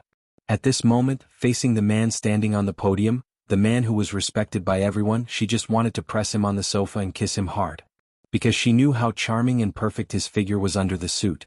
As she thought about it, her cheeks turned red. Lu Qianshan noticed her abnormality and quickly asked, "Are you not feeling well? Why are your ears so red?" "I'm fine." Mu Chichi quickly waved her hand. "Are you proud? Xiaoqi, you got yourself such a perfect man when you were only 17.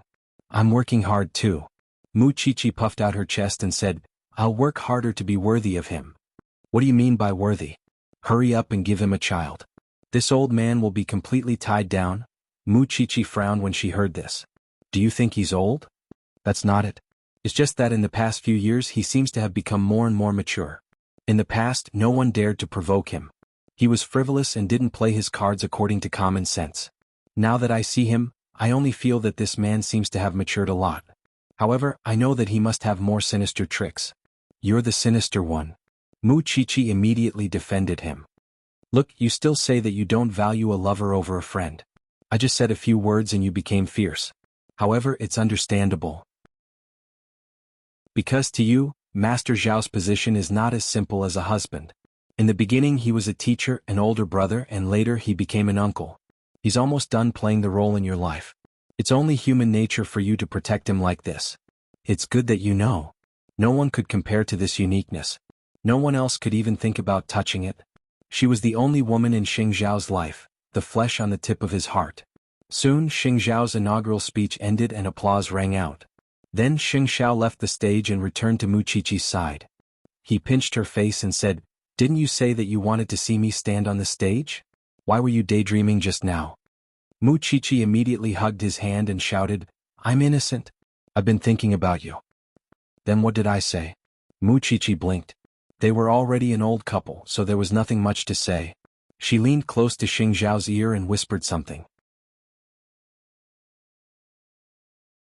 Chapter 806. Mu Chichi blinked at him. Xing Zhao teased her even more. "Are you trying to squeeze me dry? Chief Sheng, take care of yourself." Mu Chichi knew that Xing Zhao would not do anything to her in front of everyone. It was only because they were in public that she dared to be so presumptuous. Xing Zhao did not say anything. But while the new team of Huangyao was giving their speech, he dragged Mu Chichi to the lounge prepared by the team and locked the door. When Mu Chichi saw Xing Zhao unbuttoning his shirt, she immediately stuck herself to him. She had been thinking about it just now and her heart was itching. This little one's thoughts were too unconventional. While everyone else was admiring his heroic posture on the stage, she was thinking about how seductive his figure was under the suit. "Now I'll let you see all you want." Mu Chichi did not stay idle. She climbed onto Xing Zhao's legs and straddled him. That's because others don't dare to think about it. Only I dare. Xing Zhao stared at this little one. His eyes were burning with a thick flame. His lips gradually curled into a smile. How long have you been thinking about it? Since you stood on it, I'll satisfy you. So it was not that he would get angry when he looked at her. She would also. The little one was young and energetic. It was the age to enjoy the love between men and women. Mu Qiqi blushed. She could not help but look down and then mumbled, "My dress is dirty. I'll be a joke when I go out later." You were quite proud when you lit the fire. Do you still care about the dress now? Mu Qiqi took the opportunity to hug Xing Xiao tightly. I only care about you. I'm going crazy for you. Xing Xiao was satisfied after hearing that. The little one was infatuated with him. Xing Xiao couldn't help but ask for enough of her. Then he carried her into the bathroom and tidied her up. Half an hour later, the two of them went out again. However, Mu Qiqi's dress was already wrinkled. If it was Lin Mu, and on top, could you still hold it? Mu Qiqi's dress was already wrinkled. When Lu Qianshan saw them, she could guess what they were doing. So she blinked at Mu Qiqi. Can't you hold it in? Lu Qianshan shook her head at that. Only a ghost would be able to control himself. Seeing you guys like this, I'm relieved. It's been a few years. It seems that Master Xiao really wants you for the rest of his life. Of course. Mu Qiqi snorted. How can I joke about that? Show off. After saying that, Lu Qianshan decided to change the topic. If she wanted to talk about Xing Xiao with Mu Qiqi, she could not stop for a day and a night. Still, Lu Qianshan thought that Mu Qiqi and Xing Xiao had only been together in the beginning, when Mu Qiqi had a crush on him and suffered. Over the years, Xing Xiao had protected her well. But would their lives be smooth sailing?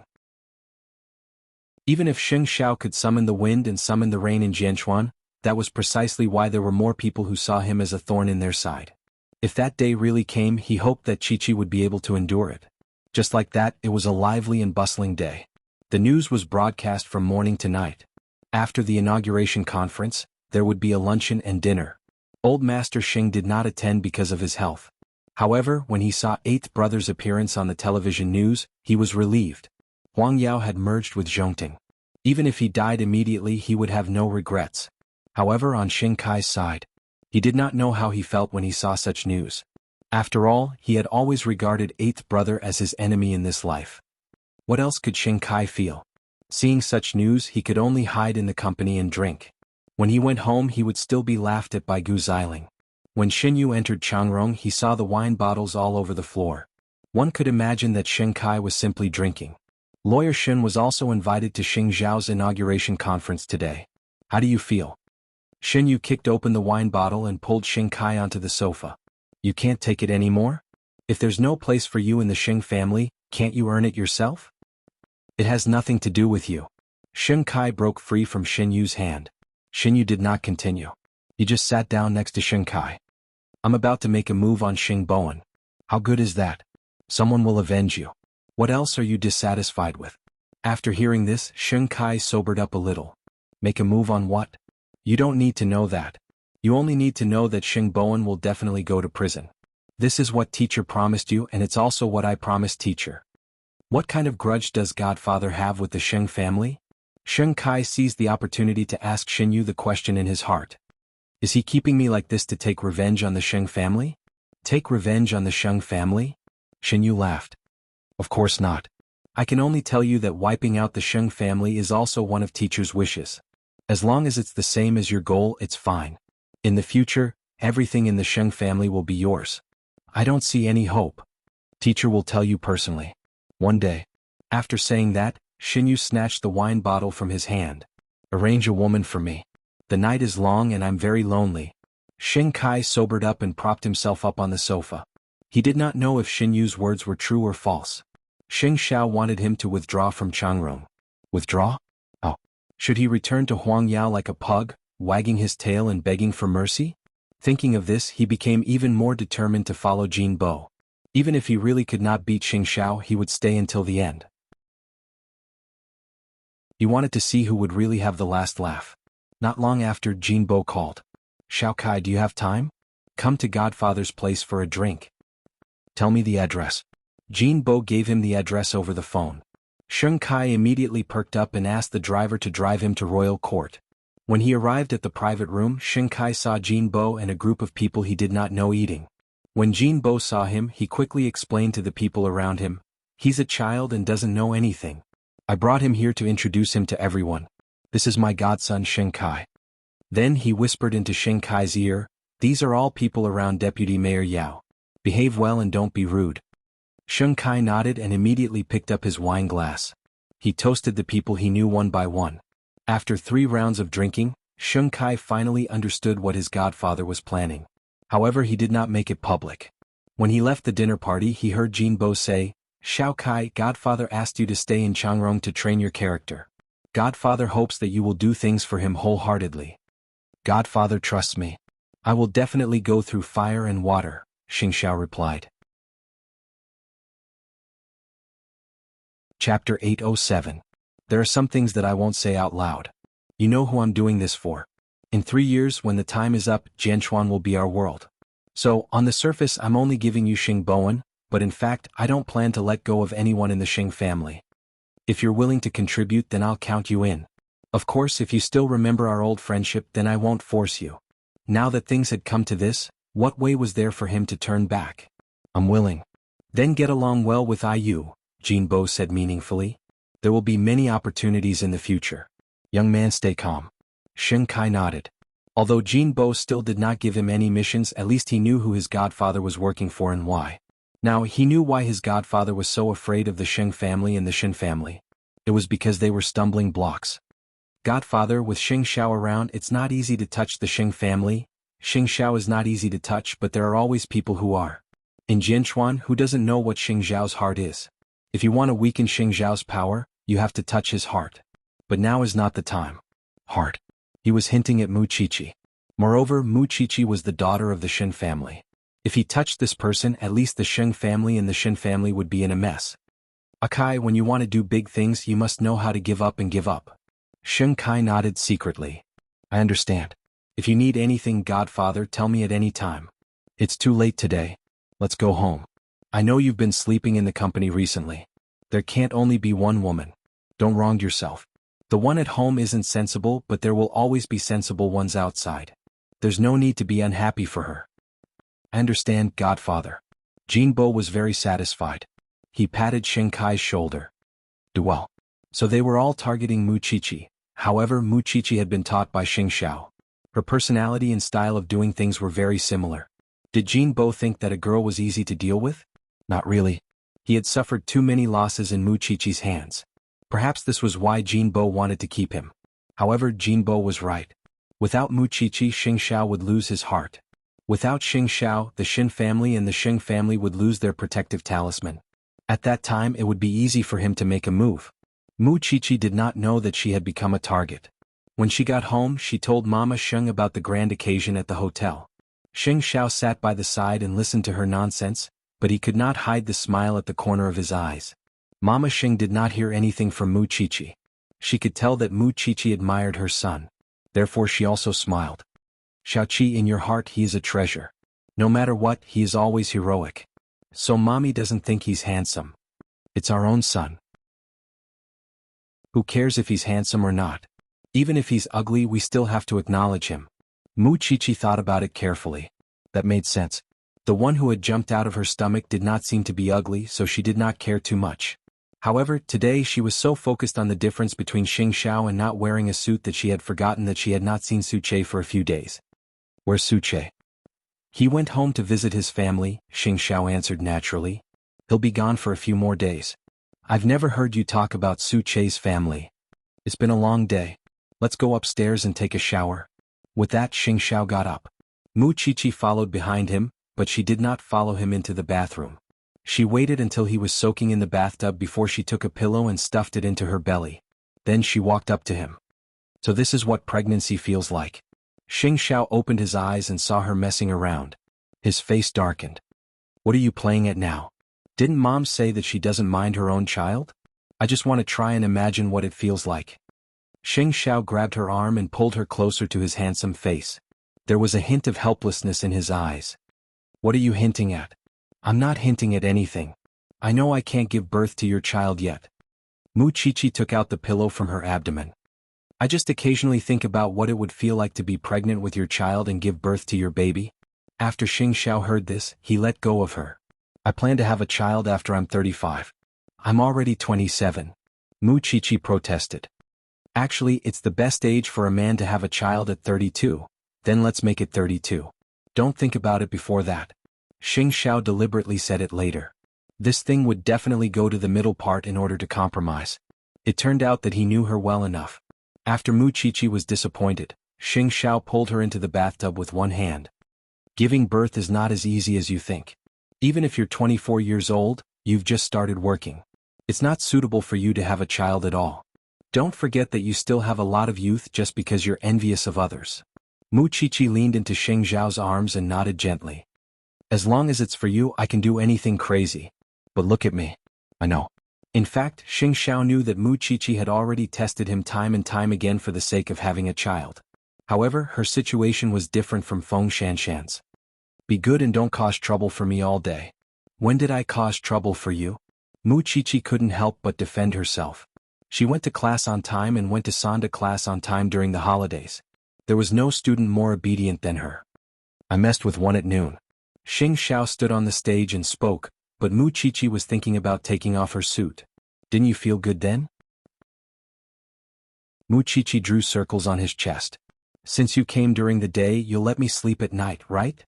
Yes. Xing Xiao nodded. He had no objections. But the truth was, didn't you say that you'll let me sleep? You sleep. I'll move. Even if he didn't want children, he was still so diligent. Moreover, the most terrifying thing was that he knew her menstrual cycle at all times. He was like a god who knew when she would get pregnant and when she wouldn't. Mu Qiqi thought to herself that it would be great if she was really pregnant. She could rest for 10 months. After Xing Zhao's inauguration ceremony, Xing Bowen asked Xin Yu out for a drink on a cruise. It was obvious that he was really happy that this heavy burden had been taken away by Xing Xiao. I'm going mountain climbing in a few days. Do you want to bring you along? Xing Bowen asked Xin Yu in a good mood. I'll be alone. Yufei has classes and can't leave. I'm bored and want to find a companion. Which mountain? Xin Yu asked. Chapter 808. On foot. Drive to the foot of the mountain, Xing Bowen replied. Then let's set it for 3 days later. I'll call you in the morning. You don't have any cases to deal with, right? I've only accepted your case for now, Xin Yu answered with a hidden meaning. Then I'll pick you up when the time comes. Xing Bowen looked unsuspecting and confided in Xin Yu. On one hand, Xin Yu felt that Xing Bowen was very pitiful, but on the other hand he felt that Xing Bowen was very sad. Xing Xiao was so difficult to deal with, but his brothers were all stupid.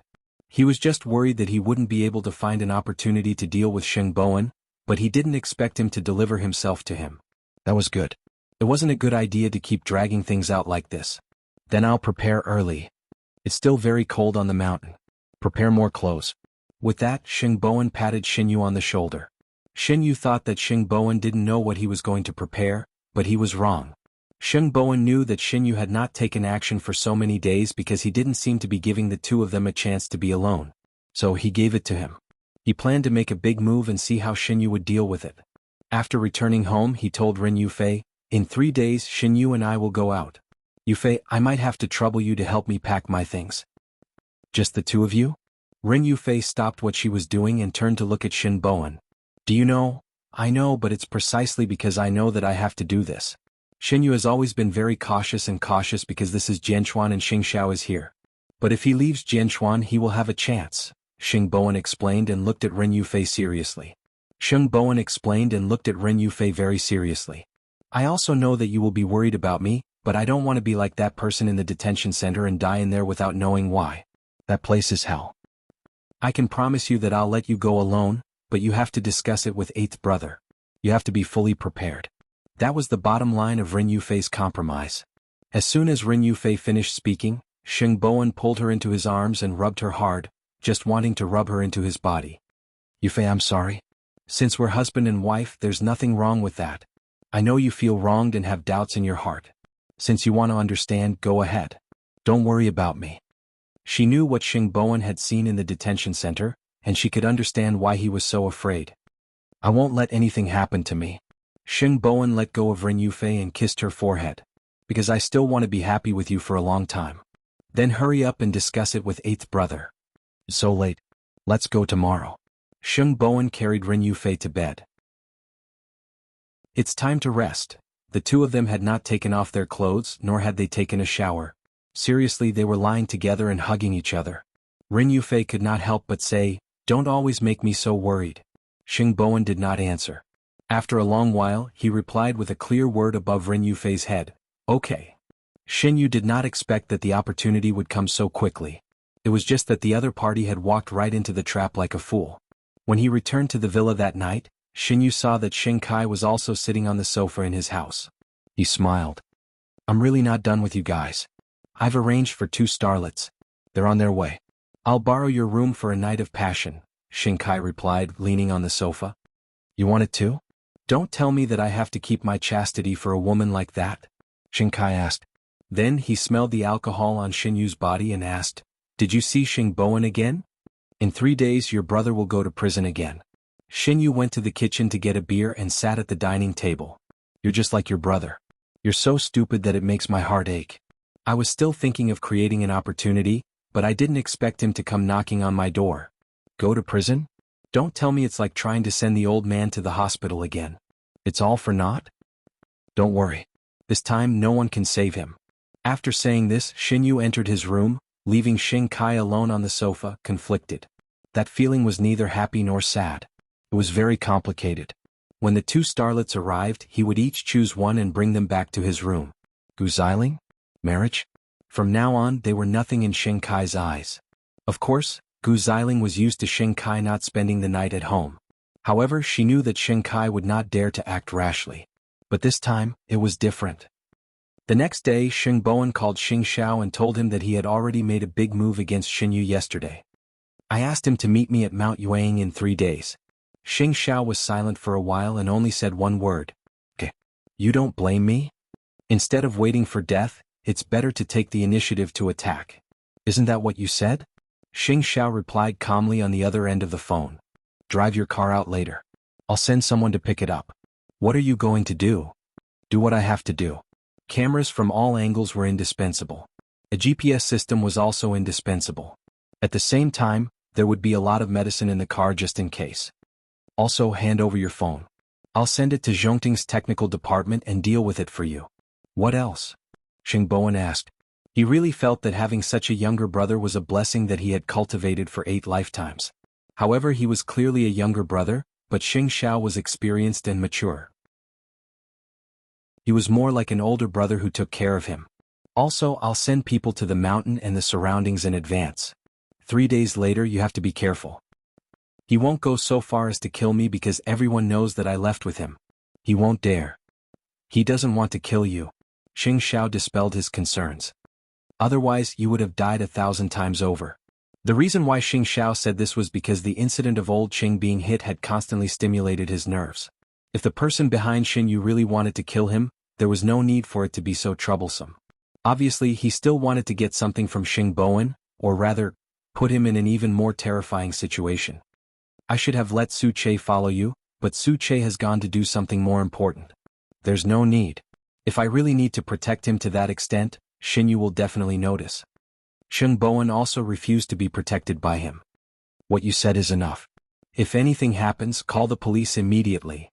This was the last thing Xing Xiao could remind him of. Of course, on the day Sheng Bowen left, he would also set off to the foot of the mountain. That way, even if something really happened to Sheng Bowen, he could still support him at any time. "Eighth brother, if something really happens to me, you must help me comfort Yufei." Chapter 809. "Alright, I'll pray to myself that everything will be fine." Sheng Bowen comforted himself and hypnotized himself that everything would go smoothly. However, before hanging up the phone, Sheng Bowen could not help but comment on Xing Xiao. "Eighth brother, you're actually quite heartless. I've always been like this." With that, Xing Xiao hung up the phone. "Yes, that's the truth." Sheng Bowen put down his phone and let out a long sigh. Not long after, Sheng Bowen went out and got someone to drive the car out. At the same time, he sent his phone over and took out a spare phone to avoid arousing suspicion. It was rare for old Master Sheng to be in good spirits. He was drinking tea in the garden. Seeing that Sheng Bowen's recent behavior was strange, He called him over and sized him up. Have you been very close to Lawyer Shin recently? He's not bad. Sheng Bowen smiled. Third brother, you didn't like to eat, drink, and be a playboy in the past. Ever since you came out of the detention center, your behavior has become more and more strange. As old Master Sheng drank his tea, he said to him earnestly, I don't have the strength to do anything now. You young people don't like to tell me what's on your mind. I'm always the last to know about what happened recently. However, third brother, even if Grandpa can't do anything, I still hope that you can tell me if you're in trouble. Even if Grandpa can't help you, I've seen more people than you, right? Grandpa, it's really fine. In 2 days I'll go out with Lawyer Shin to relax. I promise you that when I come back I'll definitely adjust my state. Sheng Bowen did not show any abnormalities. The old man did not force him. He knew that he wanted to go out to relax and felt that this was a good idea. Aren't you going to bring Yufei along? She hasn't been feeling well for the past 2 days. I'll let her stay at home to rest. Sheng Bowen casually gave a reason. All right, I'll get the butler to take good care of Yufei for you. Don't worry. Sheng Bowen looked at the old man and did not move his eyes away for a long time. After a while he said, Grandpa, you look better.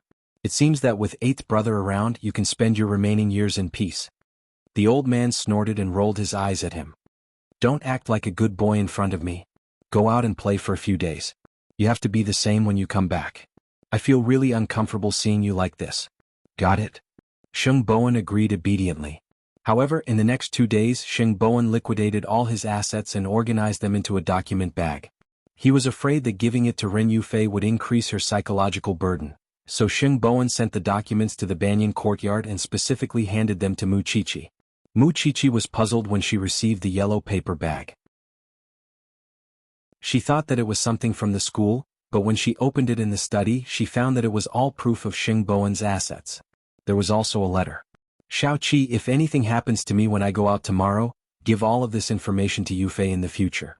I'm not a competent husband and I can't bring her much happiness. This is the only thing I can do for her.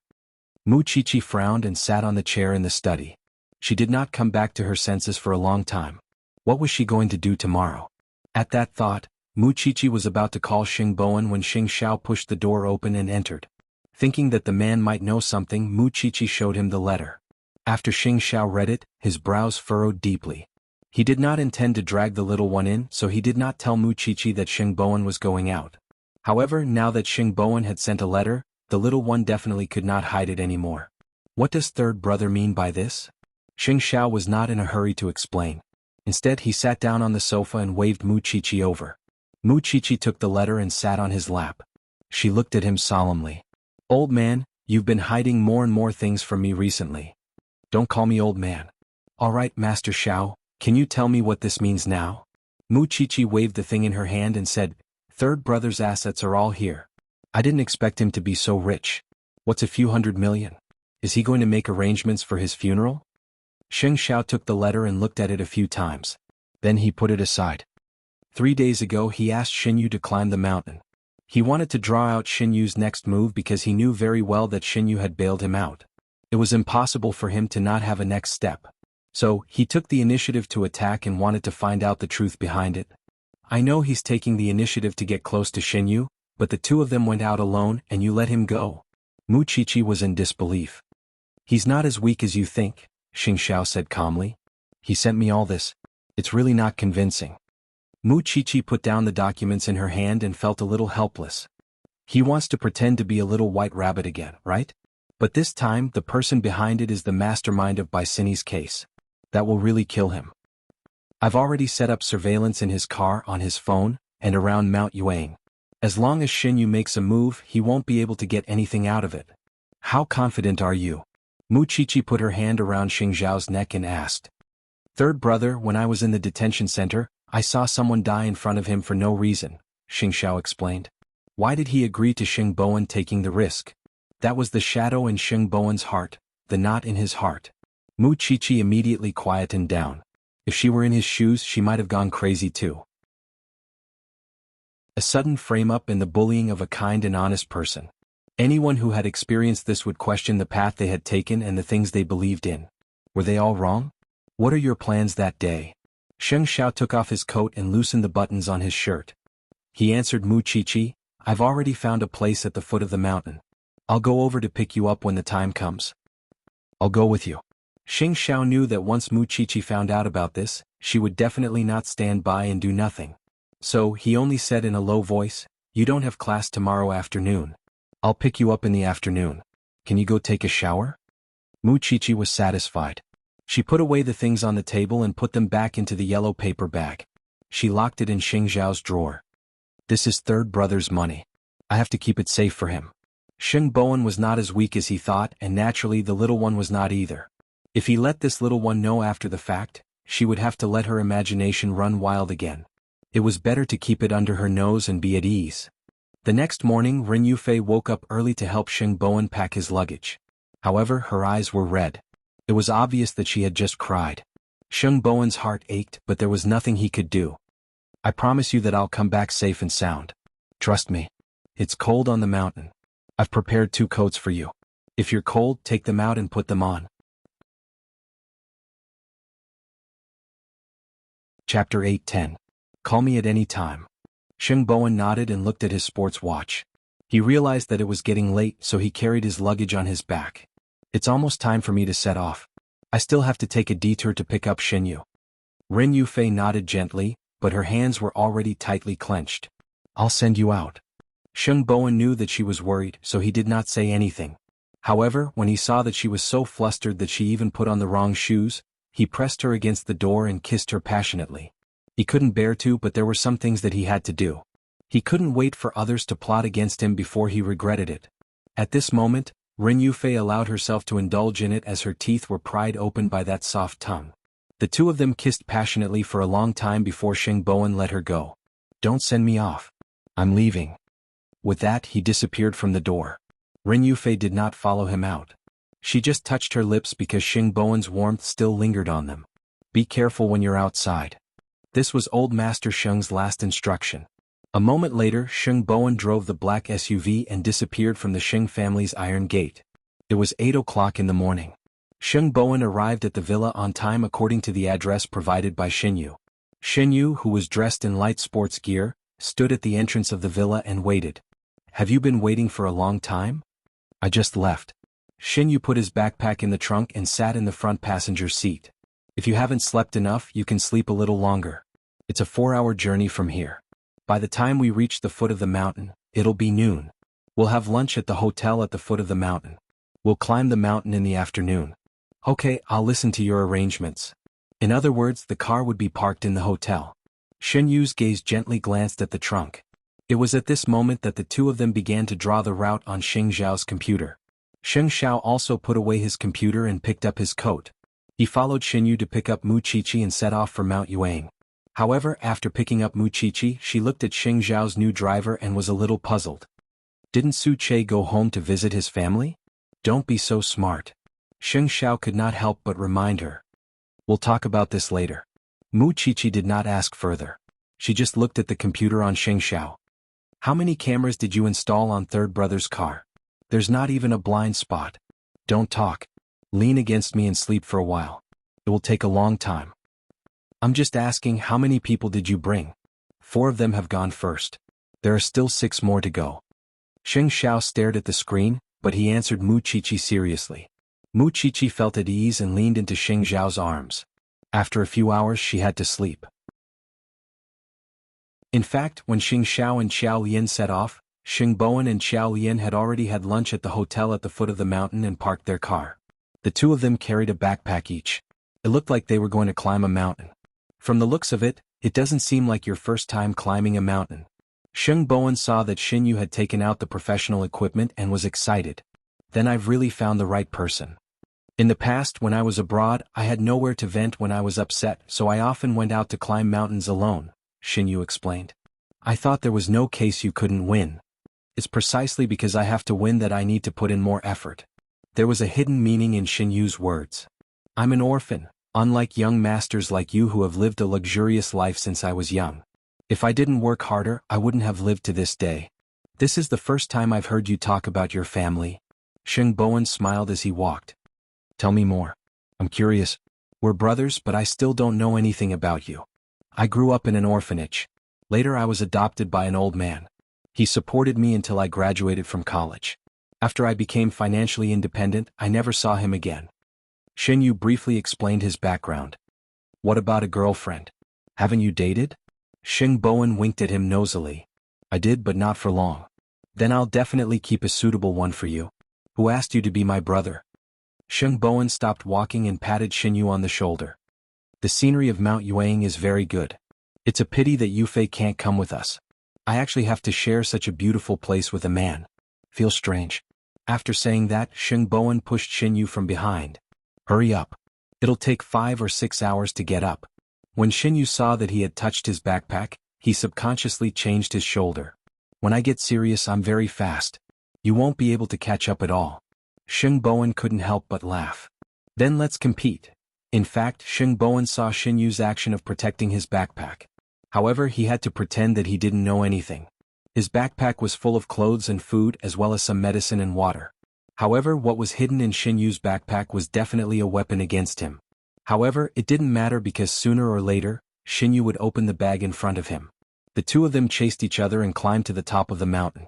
Even though they were two athletes, it took them 4.5 hours. In addition, the weather on the mountain was unpredictable. Xing Bowen suggested that they find a hotel to stay in first. Two young people, don't go any further. It's snowing heavily. Hurry up and find a place to stay, the natives on the mountain reminded the two of them. Xinyu and Xing Bowen looked at each other and nodded. Then let's find a random guest house. In order not to arouse Xinyu's suspicion, Xing Bowen did not book a hotel in advance. A random place would not easily arouse suspicion. The two of them found a nearby guest house to stay in. Because of the snow, a bonfire was lit in the guest house. Xing Bowen handed his coat to Xinyu and smiled. You said that you often climb mountains, but you didn't know to bring more clothes.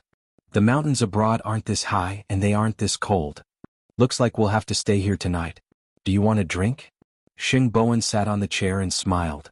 In this kind of weather, around the bonfire and drinking a little wine, you'll sleep very comfortably at night. Yes. Xinyu nodded. No one knew what he was thinking. No, it should be said that at this moment he actually didn't know what Xing Bowen was thinking. Was he really not on guard at all? The two of them sat together with their own thoughts. Not long after, the snow drifted in. So beautiful. Then let's take a few more looks. Because once they entered, they wouldn't be able to see anything. Xing Bowen seemed to hear the underlying meaning in Xinyu's words and smiled. Yes, it's a rare opportunity in the future. I originally wanted to see the sunrise, but it seems like it's not going to happen. You won't be able to see tomorrow's sunrise, Xinyu thought to himself. Chapter 8:11. At the same time, Xing Xiao and Mu Qiqi had just arrived at the hotel at the foot of the mountain. Although it was already April or May, it was still much cooler in the mountains than in the city. In addition to the rain, Mu Qiqi had been in Xing Xiao's arms ever since she got out of the car, shivering from the cold. After entering the hotel, Xing Xiao carried her to the big bed and covered her with a blanket. Mu Qiqi took a while to calm down and finally stopped freezing. Then she asked Xing Xiao, "Is there any movement from third brother?" "There won't be any tonight." Xing Xiao put down the computer and looked at the GPS. One showed Xing Bowen's location, and the other showed Xing Bowen's car parked in front of the hotel. The Xinyu sure can keep his cool. Mu Qiqi poked her head out of the blanket and watched the man beside her take off his clothes. A moment later, the hotel service delivered freshly cooked food. Mu Qiqi was so hungry that her eyes were dizzy. She quickly got up. Xing Xiao changed his clothes and sat next to her, accompanying her to eat. "Why did you bring wine?"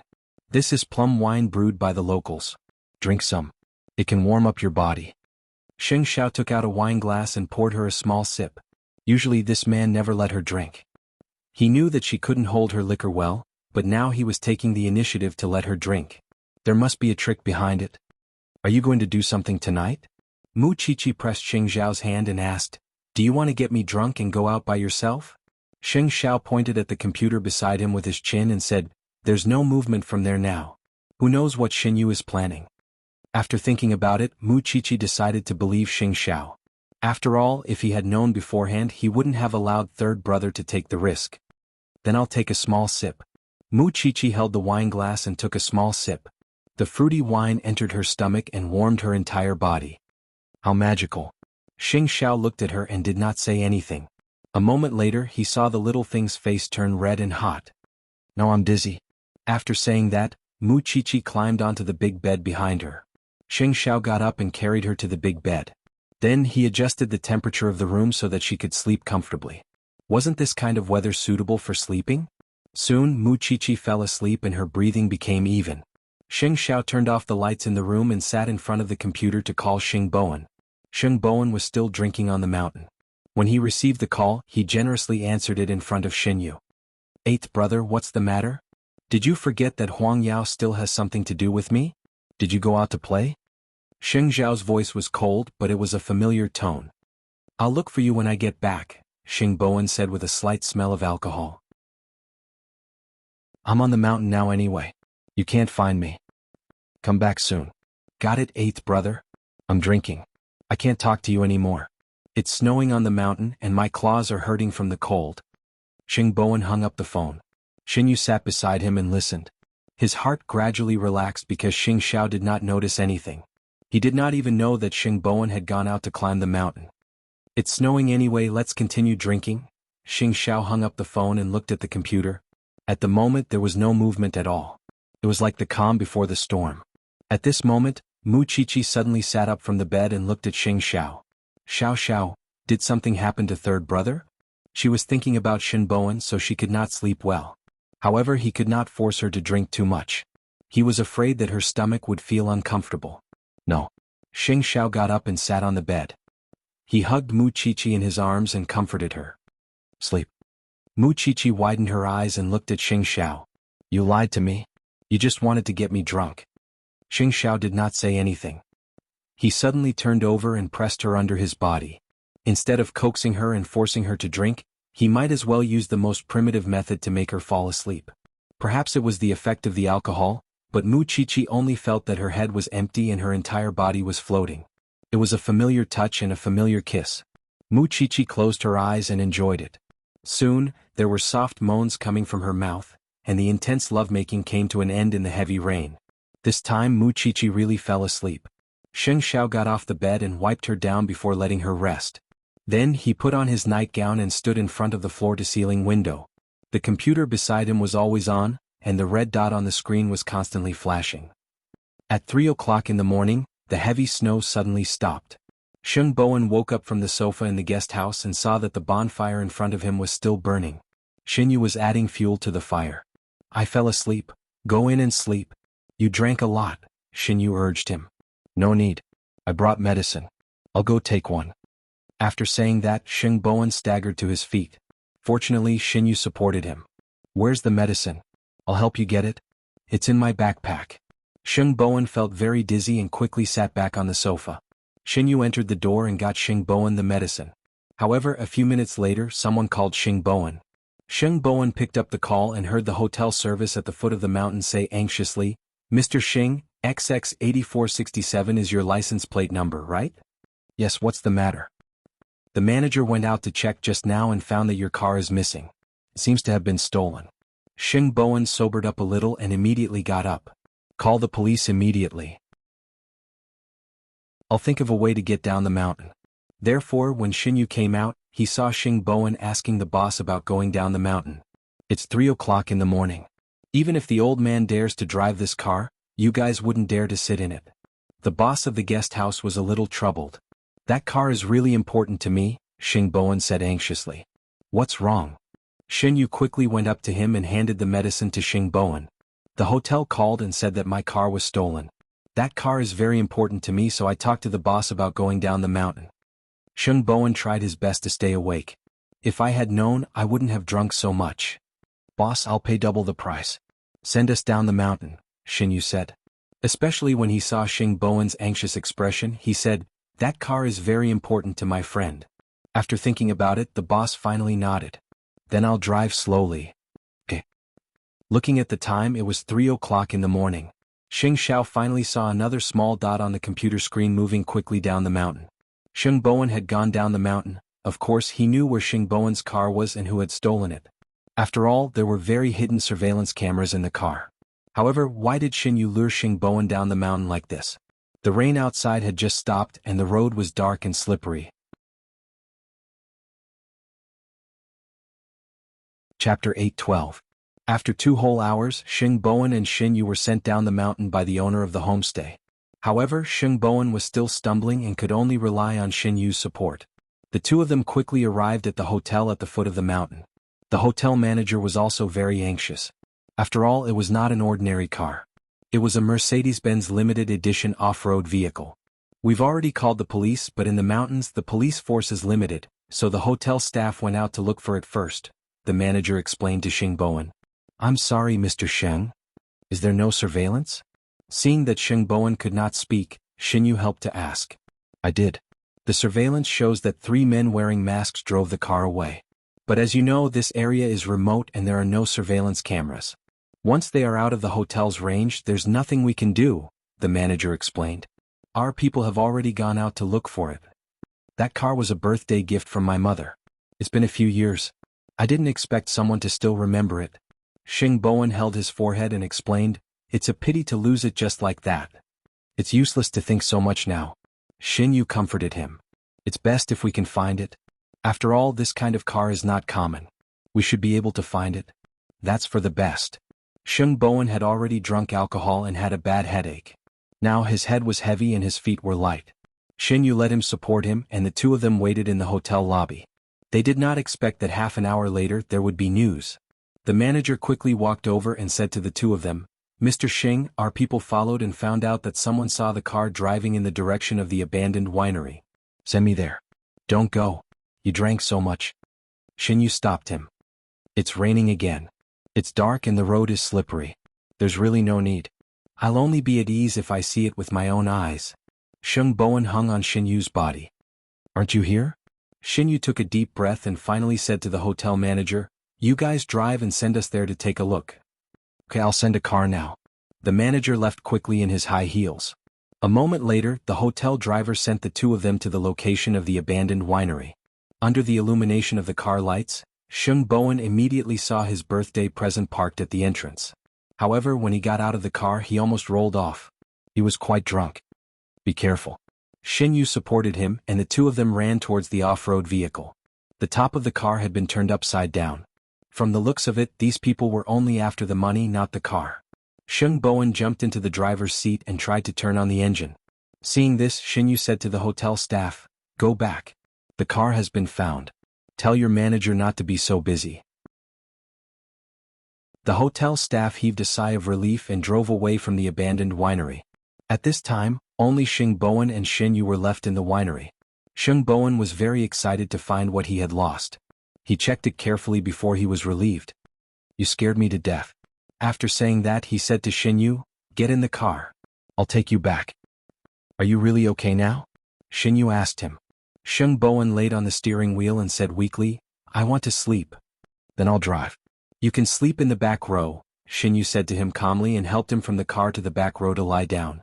A moment later, Xing Bowen's even breathing came from the back row. Xin Yu immediately took out his backpack and quickly put on gloves, shoe covers and a blue coat. However, what Xin Yu did not know was that all his movements were under Xing Zhao's surveillance. It was also because of his equipment that Xing Zhao understood what he wanted to do.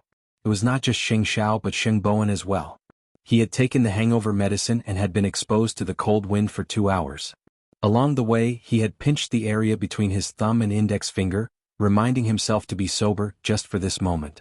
So this was what was in Xin Yu's backpack. Xing Bowen had a splitting headache, but he was abnormally sober. The road back to the hotel was not that far, but in order to find a suitable place to commit the crime, Xin Yu deliberately drove very far. In a place where there were no street lamps, no surveillance cameras and few cars, Xin Yu found his target. A white car stood out in the darkness. Before Xing Bowen could react, he could already feel Xin Yu changing lanes and speeding up. At this moment, Xing Bowen seemed to suddenly understand what Xin Yu wanted to do, so he immediately propped himself up to stop him. Xin Yu, stop the car. It was just that he understood a little too late. The two cars collided and Xing Bowen felt the world spin even more. At that moment, Xing Bowen felt as if he was dead. When his ears returned to normal, Xin Yu continued driving. He did not know how many meters forward, but in the end the car was hit by a big tree. Another violent impact made Xing Bowen feel extremely uncomfortable. He instantly opened the car door, lay on the ground and started vomiting. After vomiting, he lay on the ground and fell unconscious. He had just been installed on the car door. At this moment, Xinyu got out of the driver's seat, helped Xing Bowen up, and placed him in the driver's seat. Then he took off his gloves and foot covers, jumped back to the back of the SUV, and pretended to faint. Soon the family that had been hit caught up with them. When they saw that the car had crashed into a tree, they quickly called the police. It was another hit and run that had been arranged clearly. And it was still drunk driving. When Xing Bowen woke up, he was already at the police station, handcuffed. The strong light stung his eyes, and he immediately realized that he was in a trap. "You're finally awake." The interrogating police officer knocked on the table. "Drunk driving and escaping. Prison is waiting for you." This time Xing Bowen was very calm. He only asked the police officer, "How are the family that was hit?" "One has a serious fracture and the other two have minor injuries. Fortunately no one died. Otherwise you'd be in prison for the rest of your life." "Officer, I was drunk at the time and didn't drive at all. The driver was my friend," Xing Bowen explained. "If you don't believe me, go ask him. Contact him immediately. You'd better save this trick of yours for the court." "Then can I see him?" Xing Bowen begged. "Please. I want to figure it out. Just you wait." The police officer sneered and got up to leave the interrogation room. Then Xinyu walked in. "Why did you do that? I'm so good to you." "I don't know what you're talking about." Xinyu completely treated himself as an outsider. "I tried to persuade you, but you insisted on driving. You knew that you still had a criminal record, but you insisted on self-destruction. Even if I'm a lawyer, I can't save you. You drove the car." Xing Bowen shouted on the verge of collapse. "I was drunk and unconscious. How could I drive?"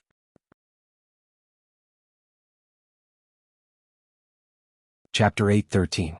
"At first I was thinking that I should help you. After all, you treat me like a brother. But you actually want to slander me for what you did. Xing Bowen, are you still human?" After Xing Bowen heard this, his eyes turned red like a lion that had lost control. "Why did you want to harm me?" "What? No one wants to harm you. You're the one who wants to harm yourself. Your crime won't be light. What awaits you will only be the punishment of the law. Wait for your sentence." With that, Xinyu stood up and left the interrogation room. Everything was over.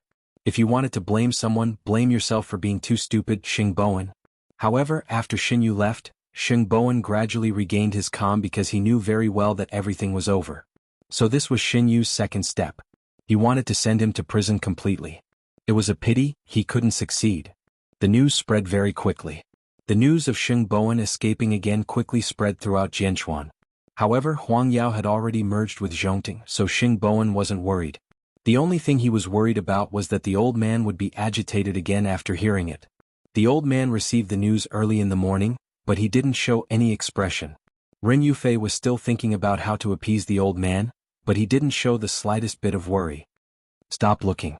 Eighth brother called me a long time ago." The old man snorted. "These two bastards are getting more and more lawless." "Grandpa, I'm sorry. What's there to be sorry about? It's not true anyway. After eighth brother clarifies it, it'll be fine. I sympathize with the person behind him." The old man knew the severity of the matter. Since the two brothers had worked together to put on such a show, they would definitely make the other party pay a heavy price. "This kid, I told you he's been looking for that Shen kid to eat frequently recently. So it's all because of this matter." Seeing that the old man wasn't worried, Ren Yufei let go of the worry in her heart. Just wait and watch the show. The reaction of the entire Jianchuan was very intense. Xing Bowen was portrayed as a heinous criminal. More importantly, this time the evidence was conclusive, and he could no longer get away with it. In the morning, Xing Bowen was handed over to the Jianchuan police station. Because it was a malicious criminal case, the police immediately arrested him. However, he had learned to keep a straight face when facing an acquaintance. Xinyu had completed his mission well. Jin Bo was very happy to see the news. Of course, Sheng Kai also saw the so-called result. This time, Xing Bowen would not be able to make a comeback. After entering the police station, the police asked Xing Bowen to explain the entire details of the drunk driving incident. Xing Bowen did not say anything. He only said to the police, "You promised to let me meet Xinyu. I'll tell you everything no matter how big or small. You don't have the right to negotiate with the police. But Uncle Police, you don't have any direct evidence that I drove the car. There are no surveillance cameras, right? So I want to see Xinyu. As long as I see him, I'll confess everything." The police couldn't do anything to him, so they called Xinyu. Shin Yu originally disdained to see this idiot again, but since he wanted to die, he would let him have his way. On this day, Jianchuan was in an uproar. When Mu Qiqi woke up, she was already at home in the banyan courtyard. Seeing that Xing Xiao was not around, she immediately got up and went downstairs. She saw Mama Xing watching the news of Xing Bowen's drunken driving and escaping. "Mommy, you're awake? Eighth brother has already asked for leave from school for you. You can rest at home today." Mama Xing turned around and said, "Fifth aunt has made soup for you. Drink some later. You'll feel better." "Mommy, third brother, eighth brother told me to tell you when you wake up. Everything is under control. Don't worry. That damn man had seduced her last night and deliberately knocked her out." She had already reacted. What had happened during this period of time? She really wanted to know. The matter had gotten so big and she did not know how that damn man was going to settle it. "Mommy, I'm not eating lunch. I'm going to Zhongting." Mu Qiqi could not control her worry and curiosity. Now the victims were all over the world and everyone was calling Xing Bowen a piece of trash. Mu Qiqi could not help but be puzzled. Did things have to get so big? "I knew I wouldn't be able to control you. The car has already been prepared for you. Eat something and I'll let you go." "Okay." Mu Qiqi sat down at the dining table and ate her lunch in peace. She did not know that at that moment, Xing Xiao had already set off for the police station. In the afternoon, Xin Yu appeared in the interrogation room. However, this time Xing Bowen requested to talk to Xin Yu alone without being monitored by others. The two of them faced each other. Only then did Xing Bowen look like he had accepted the truth. "Tell me why." "I plead guilty." After Xin Yu heard this, he lifted the corner of his shirt and smiled. "Do you think you still have a choice?" "Why? I treated you so well and confided in you, yet you schemed against me like this." Looking at Xing Bowen's innocent expression, Xin Yu looked at him coldly and completely tore off his disguise. "I warned you not to trust anyone so easily, but you didn't listen. Did you bail me out just to send me in again? You're finally smart for once." Xin Yu nodded and looked at Xing Bowen with a gratified expression. "You finally understood." "I don't understand. What did I do to offend you?" "You didn't offend me. I was just doing something for someone else. Your second brother found a good backer and named you by name. He wanted to send you to prison as a gift for him. I couldn't do anything about it." Xin Yu glanced sideways at Xing Bowen. "What good person are you living in this world? Look at your current appearance. If you don't look out for yourself, the heavens will destroy you. Be more careful in the future." After Xing Bowen heard this, he knew that it was impossible for him to find out more from Xin Yu's mouth. After all, he was alive and not sentenced to death. Of course, Xin Yu would not tell him the truth. "Xin Yu, you can't get away with by Cindy's case, right? Including the person behind you. I just don't know who you are to him. He's definitely not very important. If he was your right-hand man, would you need to personally frame me?" Since things had already come to this, Xing Bowen also planned to tear off his rabbit mask. "You don't need to know. Then let me guess. If you were in prison, he definitely wouldn't have come to save you." After Xin Yu heard this, he suddenly laughed. His shoulders kept trembling. "What is this? Is your IQ suddenly online?" "It's nothing. It's just that, the car I'm driving isn't a birthday present, nor is it a gift from my mother," Xing Bowen suddenly said. Xin Yu suddenly became serious. Then he looked at Xing Bowen's smile and it widened bit by bit. Chapter 8:14. "Of course I didn't plan all of this. Otherwise would I have been schemed against by you?" Xing Bowen shrugged casually. He was like a completely different person from before. As a result, Xin Yu's vigilance and curiosity were heavily aroused. "What kind of trick are you playing with me? I'm just a person waiting to be sentenced. Why would I play any tricks with you?" Xing Bowen was still smiling unscrupulously. Xin Yu thought about the whole process in detail. He became more and more uncertain and suspicious. In the end, he got up from his seat. "You're in a hurry to leave? You can't leave. You'll stay with me." The more Xing Bowen spoke, the more excited he became. Xin Yu turned around and hurriedly opened the door of the interrogation room. However, he had only taken a few steps when he saw Xing Xiao enter the police station. "Lawyer Xin, you're leaving just like that? Aren't you going to see what I brought?" Xing Xiao was calm and reserved, but there was a smile on his lips. Xin Yu looked at Xing Xiao, especially his eyes. This unpredictable man was like a god who controlled everything. "It's useless. You can't get Xing Bowen out." "Is that so? Does the police have evidence of Xing Bowen's drunk driving?" Xing Xiao asked calmly. "On the evidence. If your one-sided story counts as evidence, then this thing in my hand might directly take your life.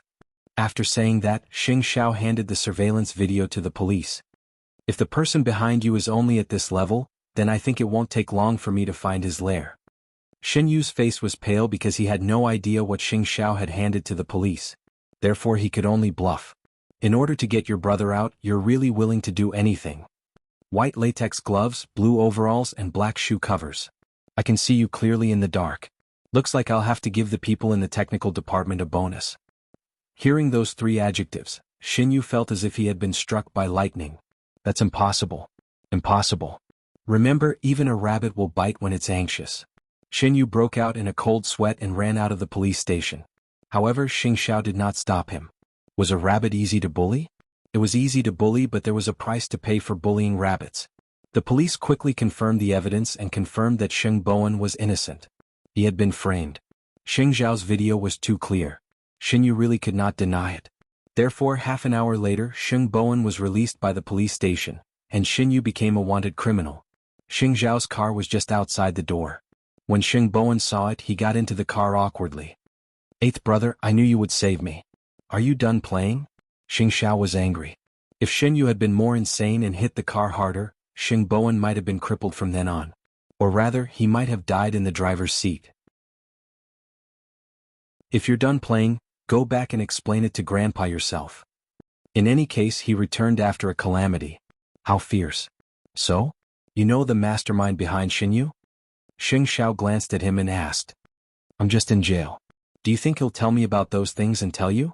However, when he got carried away, he said something that I believed. He said that Shen Kai had found a good backer and I was a gift to Shen Kai. You believe it? Xin Yu took such a big risk for Shen Kai? Alright, I think it's nonsense too. At the very least, he had caught the person who had framed him. He, the rabbit, had bitten back, hadn't he? Eighth brother, the rest of the matter is complicated. Only a cunning person like you can play with it. Xing Xiao did not answer him. At least he was back and the show had officially begun. Xin Yu is related to Baisini's case, but he doesn't know much more than Xing Kai. After a while, Sheng Bowen suddenly said, "Otherwise Xin Yu wouldn't have been sent to deal with me. Moreover, he was alone. But he does know something." This was what Sheng Bowen was puzzled about. Xin Yu seemed to know a lot, but he also seemed to be bluffing.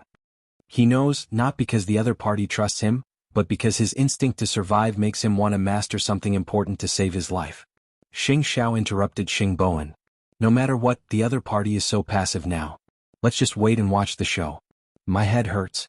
I can go back and sleep." Shen Bowen blinked and leaned against the back seat. His mind was abnormally clear. "Why didn't Xiao Qi come with you?" Xing Xiao ignored him as if reminding him to ask what he wanted to ask. "Don't send Xia random things in the future.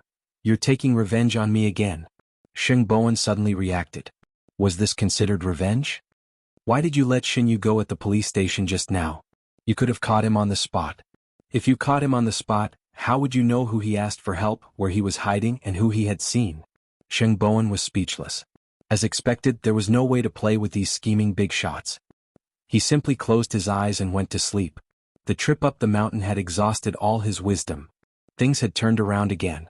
Everyone thought that Sheng Bowen had been caught on the spot in the car and had been identified by the victim. In addition to the previous case, he would definitely not be able to escape prison this time. However, in just a short afternoon, Sheng Bowen was released without charge. Not only that, but the police also issued a wanted order. It turned out that the murderer was Lawyer Shin, who was in the same profession. In the end, there were people who did not believe this. They always thought that the Sheng family had used their background to do something behind the scenes and let others take the blame.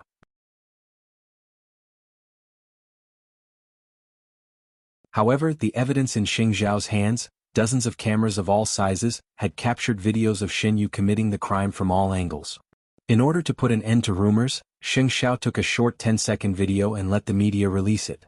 It was the scene of Sheng Bowen being caught by Xin Yu and placed in the front passenger seat. At the same time, Huang Yao issued a statement saying that Sheng Bowen was innocent.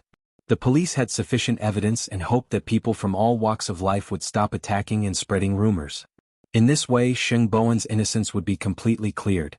Sheng Zhao's counterattack was very powerful because apart from clarifying Sheng Bowen's innocence, he also wanted to force Xin Yu so that he and the people behind him would no longer have any hopes of getting lucky. At the same time, he was also warning Shen Kai. There was no way out of fighting with him. Don't waste your energy. In this way Xing Bowen was completely pulled out of this vortex by Xing Xiao. Want to touch the Xing family? It depended on whether the person in power behind him agreed or not. At the same time, Xing Zhao's car had already driven into the Xing residence. Old Master Xing and Ren Yufei were waiting anxiously at the door. When they saw Xing Bowen get out of the car in a sorry state, Ren Yufei immediately ran over. Chapter 8:15. It's good that you're back, it's good that you're back. Old Master Xing sat in his wheelchair, tears welling up in his eyes. Comfort your wife well. She's really scared. After all, the old man was someone who had been through a lot, and Xing Xiao had given him a shot in the arm. So, even if he was worried, he would not be as worried as Ren Yufei. Xing Bowen hugged Ren Yufei tightly and tried his best to absorb the fragrance from her hair. I swear I'll never leave again. Yufei, I'm fine. Ren Yufei hugged Xing Bowen and could not help but cry. Xing Xiao did not stay for another second. After all, the person at home was about to explode. Therefore he turned around and left, not stopping the couple from confiding in each other. However, during the time Mu Qiqi went to Zhongting, things had already turned around. By the time Mu Qiqi left Zhongting, Xing Bowen had already returned to the Xing family. The matter had already been resolved. Mu Qiqi pursed her lips. She felt wronged and angry. She went straight to Xingting to attend classes. After all, there was nothing else she needed to do. Things had reversed too quickly and things had happened too suddenly. Even Jin Bo had not expected all of this. When Shen Kai saw the news, he could not help but laugh mockingly. He had already said that Xing Xiao was not easy to deal with. Did Shen Yu really think that he was that capable? After the incident, Jin Bo immediately called Shen Kai. Xiao Kai, do you know where Shen Yu is now? Can you contact him? Godfather, after the incident, Shen Yu didn't contact me, Shen Kai replied. I don't know his whereabouts either. He hasn't returned to the villa. After Jin Bo heard this, he nodded and comforted Shen Kai. Xiao Kai, it's nothing. Don't take it to heart. People who do great things have to make sacrifices. I know what I'm doing, Godfather. That's good. Just pretend that you don't know this person. All of this has nothing to do with you. According to Jin Bo, Shen Yu, that chess piece could not be kept. Of course, if you have any news about Shen Yu, remember to tell me at any time. Was Shen Yu useful? Of course it was useful. As a lawyer, he had the highest winning rate in the country, so he naturally had his merits. Whether it was in the open or in the dark, he had made great contributions to Jin Bo. But now, Shen Yu had been exposed and was wanted by the police. As Jin Bo, the first thing he thought of was to shut him up forever. Of course, Shen Yu knew it himself. Therefore, 2 hours after the warrant was issued, Shen Yu turned himself in. That's right, surrender. If he was arrested by the police, he would at most go to jail. However, if he was caught by Jin Bo, he knew that he would not be able to keep his life. It happened so suddenly that Jin Bo was furious. Did he think that everything would be fine if he went to the police station to turn himself in? Shen Yu knew that even if he entered the police station, he would not be safe. Ironically, he had to learn Xing Bowen's tricks now. I want to see Xing Xiao. As long as I see him, I'll confess everything.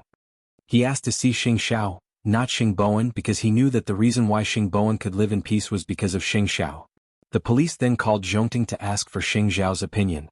Xing Xiao agreed to meet Shen Yu. It turned out that Shen Yu was still smart. He knew that his life was hanging by a thread and knew to ask for help. Therefore, Xing Xiao could not be bothered to go home to coax that punching bag. He directly asked the driver to go to the police station. And when Xing Xiao went, he knew in his heart that even if Shen Yu did not say anything, the person behind Shen Yu had already regarded him as a thorn in his side. He thought that Shen Yu had said everything. The lights in the interrogation room were very dim. The police interrogating the suspects often only gave them a desk lamp. Xing Xiao entered the interrogation room as promised. When Shen Yu saw him, he could not help but laugh. When did you find out that there was something wrong with me? Not long after you returned to China, I saw the cases you were in charge of. One of them was a family with the surname Li, as expected. Shen Yu nodded in submission. President Sheng, it's a pity that you don't become a police officer with a brain like yours. You asked me to come here to save your life. You have to say something that interests me. Only then will I put in the effort to protect you. Xing Xiao sat opposite Shen Yu. It seemed that no matter what kind of environment he was in, his expression would always be calm. Straightforward. But how can I be sure that if I tell you all this you will keep me safe? Shen Yu turned to look at Xing Xiao and smiled. President Sheng, how can you guarantee it? You have no choice now. You can only trust me because you know very well that under such circumstances, I, your enemy, am the most worthy of your trust. Xing Xiao leaned back in his chair. He had always been calm because he knew that Xinyu was begging him. The person behind me has a fake name. I don't even know what his real name is. I also don't know how many people he has adopted to work for him. I'm just one of them, Xinyu told Xing Xiao calmly. In essence, I'm no different from Sheng Kai. It's just that he's being raised as a scapegoat, while I'm a chess piece that has to be obedient. Wherever he needs me, I have to serve him. Xing Xiao nodded. Xinyu told Xing Xiao in a calm voice. I might not know more than Sheng Kai. I just have a little more brain than Sheng Kai because I know very well that this day will come sooner or later. I won't tell you what I know directly because this is the condition of my negotiation with the other party. As long as I die, the secret will fall into your hands. Xing Xiao, I'm sorry, but you've also been tricked by me. After Xing Xiao heard this, the corners of his lips curled up slightly. It doesn't matter as long as you can really survive. Whether I can survive or not depends on you. As a reward, I'll give you some superficial information. This is the information I overheard after narrowly escaping death. The Sheng family and the Shin family are each other's stumbling blocks. You're already in the game and neither of you can escape unscathed. Xing Xiao was not Xing Kai and of course he was not Xing Bowen. The information that Xinyu had revealed was enough for him to think of many things. Since it concerned the Shin family, the answer should be Mu Qiqi's second uncle. That's all I can say. President Xing saved my life, so I didn't come in vain. After saying that, Xinyu laughed and immediately called the police at the door in. Officer, I want to confess. Xing Xiao remained silent and left the police station. In fact, this had already exceeded his expectations. At least, Xinyu had given him a clear direction. The driver was waiting at the door. When he saw Xing Xiao come out, he asked, President, where are we going next? Back to Zhongting, Xing Xiao replied lightly. In fact, he did not believe that Xinyu could really survive.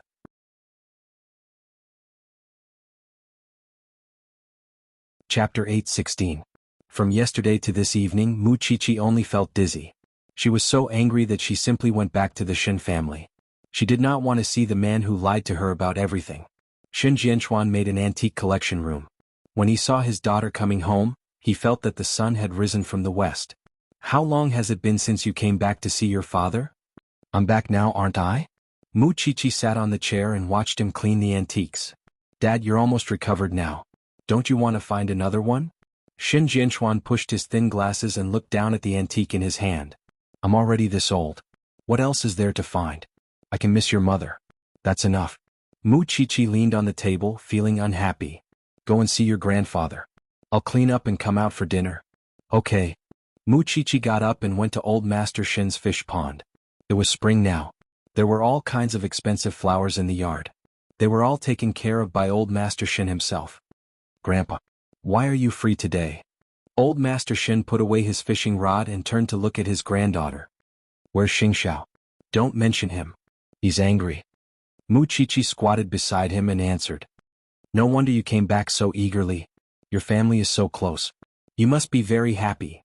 Mu Qiqi helped old Master Shin up and the two of them went to the Shin family's dining room. Huang Yu was excited when she saw Mu Qiqi. You're such a busy person. Why did you come back to have dinner with your grandfather today? She came back because she was wronged. Old Master Shin snorted. The two families are so close. Did you see her climb over the threshold? Grandpa. Mu Qiqi looked at old Master Shin and scolded her. Tell me, what did Xing Xiao do to you? The way I see it, you're usually so lawless. It's all because he spoils you. Mu Qiqi did not say anything. She just sat down at the dining table and served the dishes to old Master Shin. I should come back more often to eat the dishes in the small kitchen at home. I should learn how to fish from Grandpa and how to identify antiques from Dad. I should cultivate the noble character of a young lady. Dad, since Qiqi doesn't want to say it, let's eat. Our daughter has been bullied outside and has come back. Let her feel the warmth of a family. It was rare for Huang Yu to be so considerate. I'll clean up Qiqi's room later. You can sleep here tonight. Thank you, second aunt. Old Master Shin glanced at her and snorted coldly. He did not say anything. Xing Xiao would definitely ask him for her later. I'm going to stay at my aunt's place for a few more days tomorrow. 8 o'clock at night. When Xing Xiao entered the house, Mama Sheng looked at him with a complicated expression. Xing Xiao, you didn't pick up Xiaoqi? She's not back yet? Maybe she's in her room. You can go and see for yourself. Mama Sheng was not sure because she did not hear anything when she got home. Ask her to come out for dinner. Sheng Xiao went upstairs and found that the entire second floor was empty. There was not a single person. He thought that she had gone to Feng Shanshan's house, but Tang Yin said that he did not see her. Sheng Xiao took a deep breath. Had he really spoiled this thing? Sheng Xiao made all the phone calls and in the end he thought that the thing might have returned to its mother's home. Mom, I'll go to the Shin family to have a look. What are you guys doing? Mama Sheng poked her head out and asked Sheng Xiao, Chi-Chi is not a petty person. How did you piss her off? We'll talk when she's back. Sheng Xiao said these words and quickly went to the Shin family's house. At this moment, Mu Chi-Chi was watching the military channel with old Master Shin when the butler suddenly came in and told the two of them, son-in-law is back. He's looking for Miss Chi. Mu Chi-Chi did not say anything. When old Master Shin saw this he stood up and said, all right, I'll go meet her. Mu Chi-Chi's heart was originally soft-hearted, but when she thought of what that man had done all day, she got up angrily and went straight to her room in the Shin family. Sheng Xiao entered the door and did not see anyone. He really had a headache. Old Master Shin walked out eagerly. When he saw Sheng Xiao he snorted. She's so angry that she went back to her mother's home. Eighth brother, that's not what you promised me back then. Grandpa, other than picking up Chi, I also have something to ask you. Sheng Xiao did not forget what Xin Yu had said to him in the interrogation room. Neither the Sheng family nor the Shin family could escape. Since it involved the Shin family, Sheng Xiao naturally had to know whether the old man was confident or not. Is it important? Sheng Xiao nodded. Let's go to the study. The couple had never blushed before, so the old man only allowed Mu Chi-Chi to throw a tantrum. He knew that the couple would not make a big fuss, so he went to the study with Sheng Xiao. The two of them sat in the study and talked for more than half an hour. Only then did old Master Shin understand the whole story. Eighth brother, I'm afraid this matter is aimed at the Shin family. Zhongting is now a military enterprise and you're supporting the Shin family. The old man knew what was going on. When second brother comes back I'll have a good talk with him and see if he's confident. It seems that third brother has been implicated by the Shin family. Fortunately he's fine. Otherwise I wouldn't be able to sleep and eat in peace. I'll follow up on this matter at any time. Because it involves a murder case, I'm also cooperating with the police, Sheng Xiao told the old man. It's also because I'm worried about Chier's safety that I didn't let her know about many things. Who knows better than you what kind of temperament this girl has? You're the one who brought her up. Her personality and temper are 80 to 90% similar to yours. You can coax her yourself. I'm too lazy to care. Sheng Xiao was silent and followed old Master Shin out of the study. Huang Yu was sitting in the living room. When she saw Sheng Xiao she smiled. Even eighth brother has a day of being defeated. Second aunt, where's Chia? She's in her room. Huang Yu pointed. This is also your house. I won't lead the way. Sheng Xiao nodded. He thought that this was the Shin family. If this was the Banyan courtyard he would have pressed her butt and spanked her. Of course, since she was still in the Shin family, he couldn't keep thinking about bullying their daughter. Seeing Sheng Xiao walk to the corridor, Huang Yu thought for a moment and chased after him. She gave him something. Here, the door key. Thank you, second aunt. Sheng Xiao accepted her kindness and quickly walked to the little one's room. The lights were on in the room. She must be inside. Open the door. I'm here to take you home. Mu Chi-Chi sat on the bed with her back facing the door. She ignored him. Sheng Xiao waited for a while. Seeing that there was no movement in the room, he opened the door with the key. Mu Chi-Chi didn't expect to be betrayed by Huang Yu. She maintained her original position with her back facing the man. If he dared to do anything she would shout. After all, this was her maiden home. Turn around.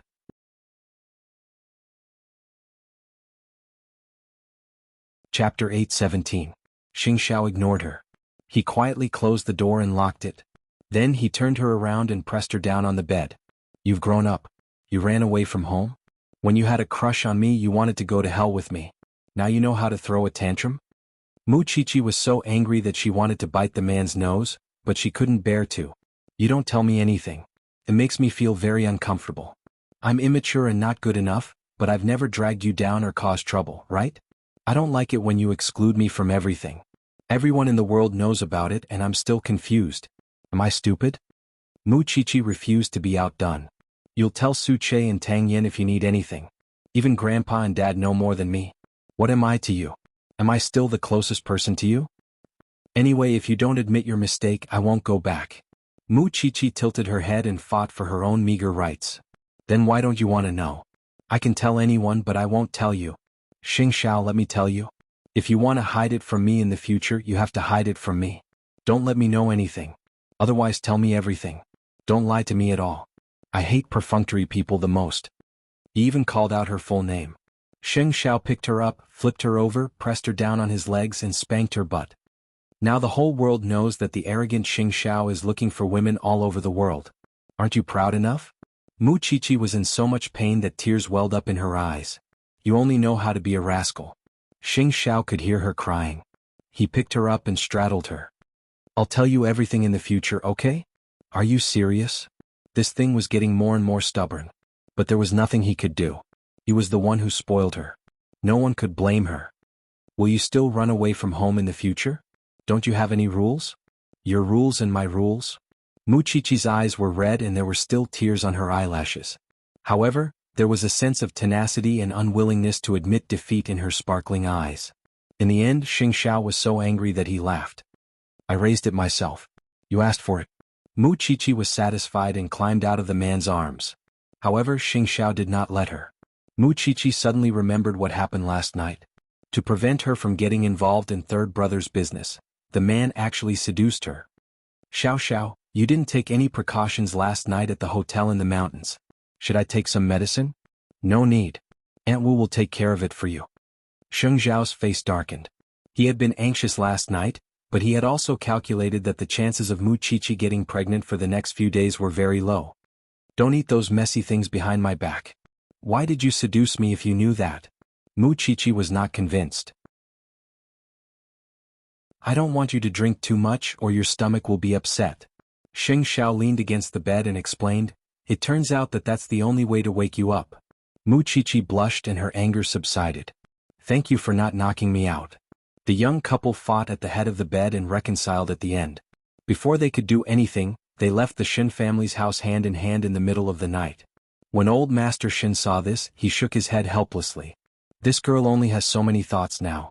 When she gets older in the future, who can control her? Father, are you looking for me? Shin Jianchuan did not worry about his daughter's heart. Xing Xiao had his ways.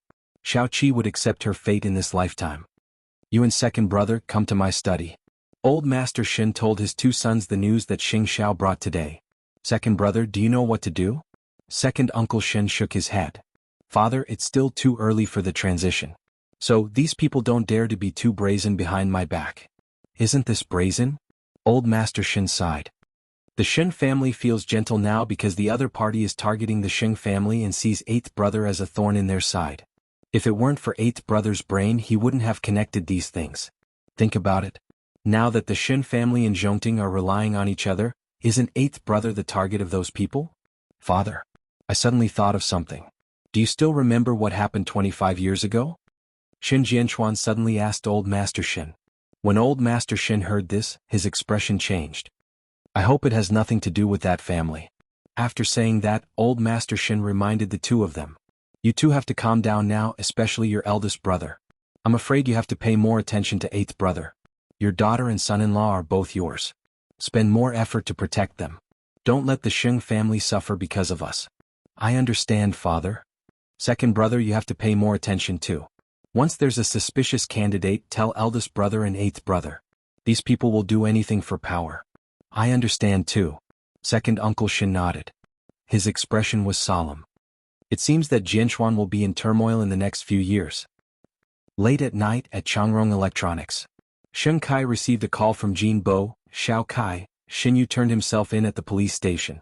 After all, I was the one who raised him, so I can't bear to part with him. If you have time, visit him on my behalf. It's really not convenient for me to appear. I'll go tomorrow morning, Sheng Kai answered Jin Bo respectfully. That's good. Tell him to reform well in prison. When he comes out, Godfather will value him as much as before. Wait for him to come out. Once Xinyu went in, he wouldn't come out for 7 years. After all, they had known each other for a while, so Xing Kai agreed to visit Xinyu the next day. At the same time, Jin Bo called Xing Bin. Tomorrow, Xing Kai will visit Xing Kai in the detention center. Give Xing Kai a cigarette for me. Count it as my friendship for supporting him all these years. After all, Qingbin had been there before. Jin Bo's words meant that he wanted to get rid of Xinyu. When Shen Kai found Qingbin to form an alliance, the two of them were originally working for each other. However, Jin Bo had secretly communicated with Qingbin. In the end, he still worked for Jin Bo. I'm just afraid that Shen Kai will suspect something. He won't. If anything happens, just push the blame onto Shen Kai. His existence was originally a scapegoat. It's just that this scapegoat was used in an unworthy place. Jin Bo sighed on the phone. Unfortunately, the Sheng family won't be able to find someone like him who can be easily controlled by me. Don't worry, Mr. Jin. I will complete the mission. As long as you complete this mission, I will fulfill your wish and give you a chance to get rid of Tang Yen, Jin Bo promised over the phone. Jin Bo promised over the phone. Of course, if you can get rid of Tang Yen, then I also believe that you can get rid of Xing Xiao. This person is too much of an eyesore. I wonder what Xinyu said to him when he saw him.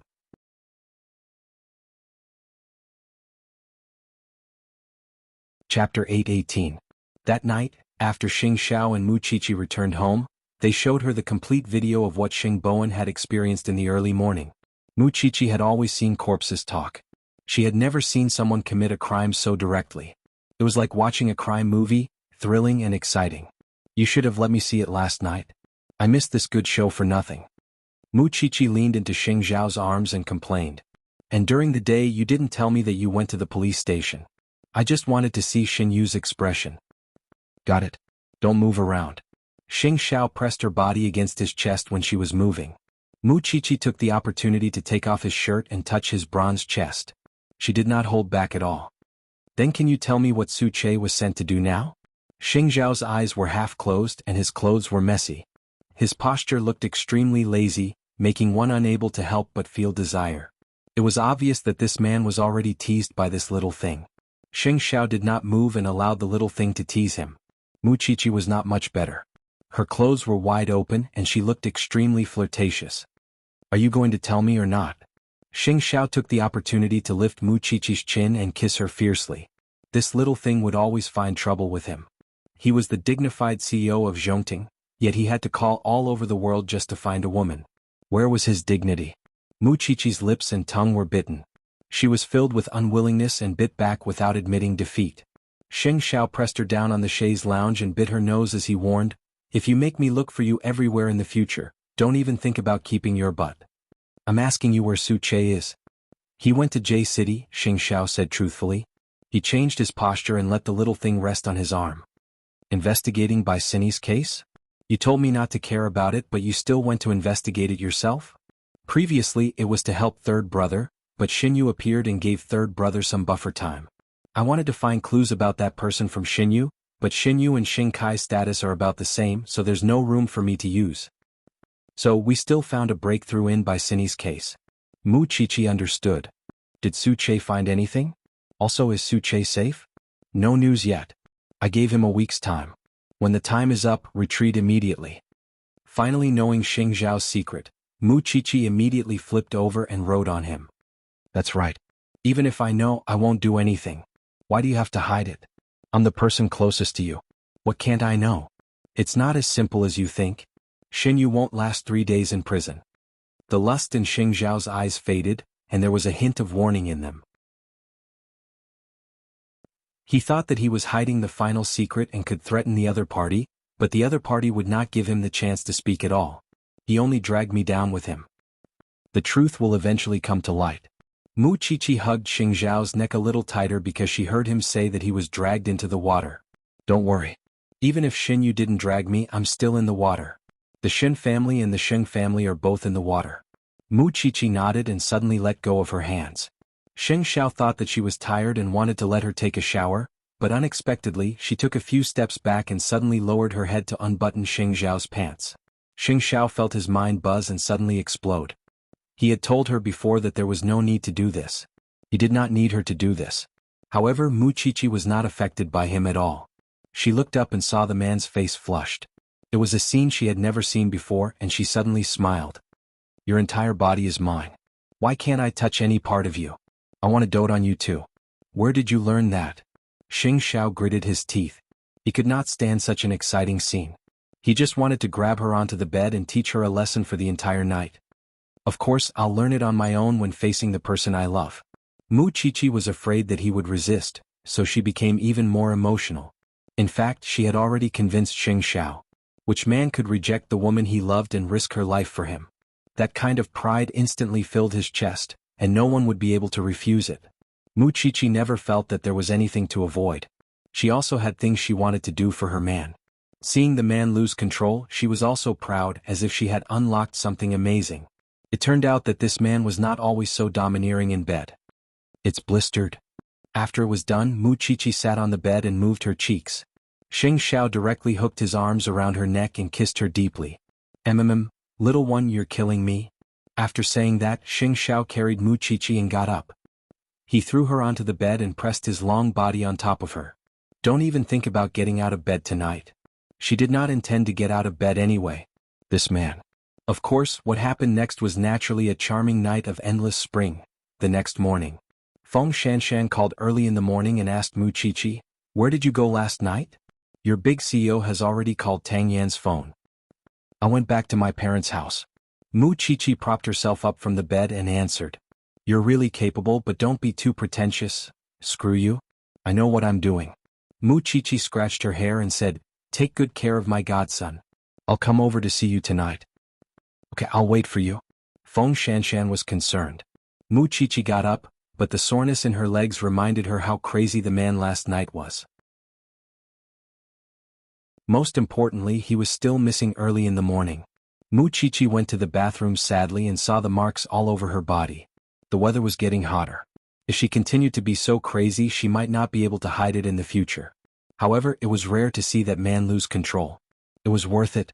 Xing Xiao was still downstairs listening to Mama Sheng's nagging. "You're a man. Don't make Xiao Qi angry anymore. This place is only a few steps away from the Shen family. Let's see what you'll say when old Master Shen comes looking for you in the future." Xing Xiao did not say anything. He read the newspaper and looked as calm as usual. "Mommy, don't blame him. I was the one who lost my temper." Mu Chichi came down from upstairs and sat beside Xing Xiao. I should have told you before I went out. I made you and Dad worry." "I don't care. Eighth brother, if Xiao Qi gets angry again in the future, you'll have to move out." Xing Xiao turned to look at Mu Chichi. His meaning was self-evident. "You're the Sheng family's biological child now." Mu Chichi could not help but giggle. On the other side, Sheng Kai and Qing Bin had already arrived at the entrance of the police station. "Lord Jin said that you're his godson, so you should visit Xinyu on his behalf. These cigarettes and American wine are what Xinyu likes. Lord Jin asked me to prepare some. Bring them in for him." Qing Bin handed the things to Sheng Kai.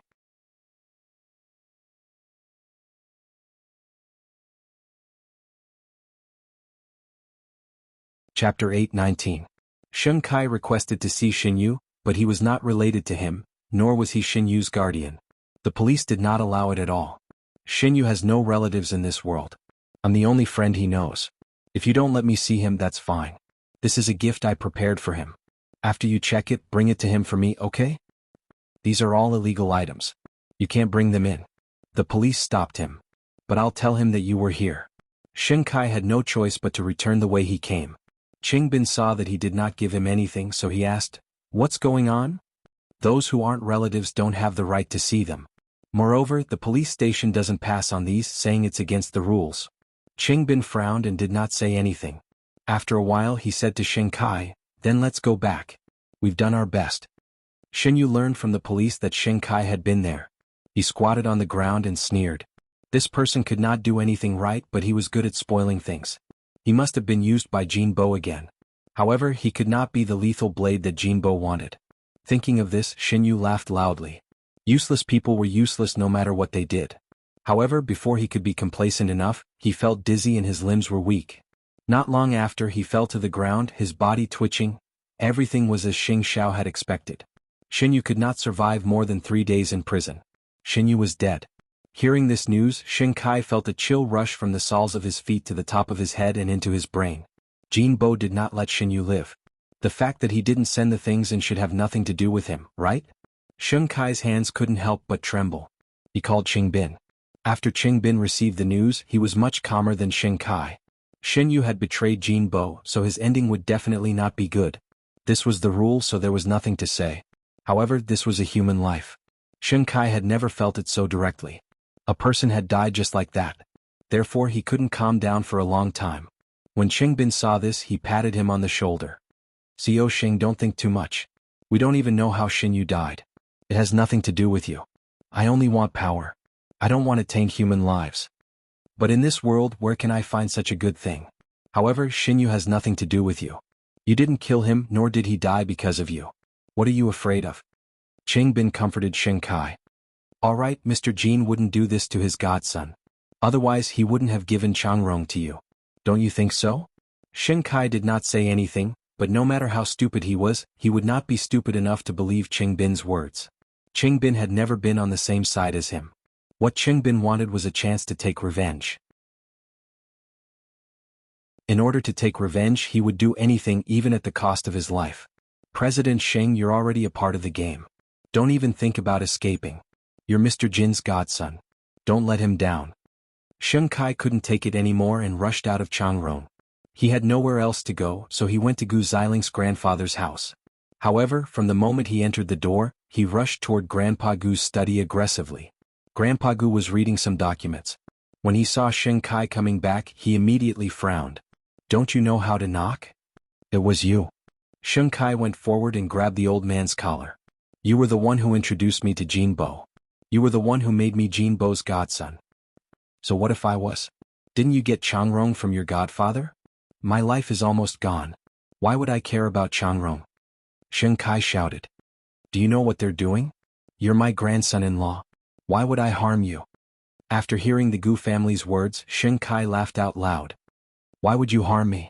When did the Gu family ever think highly of me? Gu Ziling, her mother, and you have never treated me as a human being. You recognized me as a godfather and even put the blade on my neck. Is this what you mean by not harming me?" "Sheng Kai, are you crazy?" Gu Ziling rushed home. When she saw this scene, she quickly went forward. However, Sheng Kai pushed her away. "I'm crazy? Ask your good grandfather what Jinbo does for a living. I told you before, but you didn't listen." Gu Ziling stood in front of Sheng Kai. "Why don't you ask yourself if you want to make a comeback all day long? Isn't it all because of you? You keep telling me that I'm useless and incompetent every day. You're incompetent and you're impotent." Gu Ziling was exasperated. But when she said that, Sheng Kai went crazy. "Gu Ziling, I'm not wrong. You don't have to look at me like that." Sheng Kai took 2 steps back and pointed at Gu Ziling. "I'll definitely make you kneel down and beg me. Beg me to let you and your family go." With that, Sheng Kai turned around and left. His dignity as a man had been completely trampled on by Gu Ziling. Just wait and see. He wouldn't be so useless forever. Sheng Xiao also received the news of Xin Yu's death. He didn't know if Su Che had made any new breakthroughs. At the same time, he was worried about the safety of Su Che and the others. How far were these people going to go? Who else were their targets?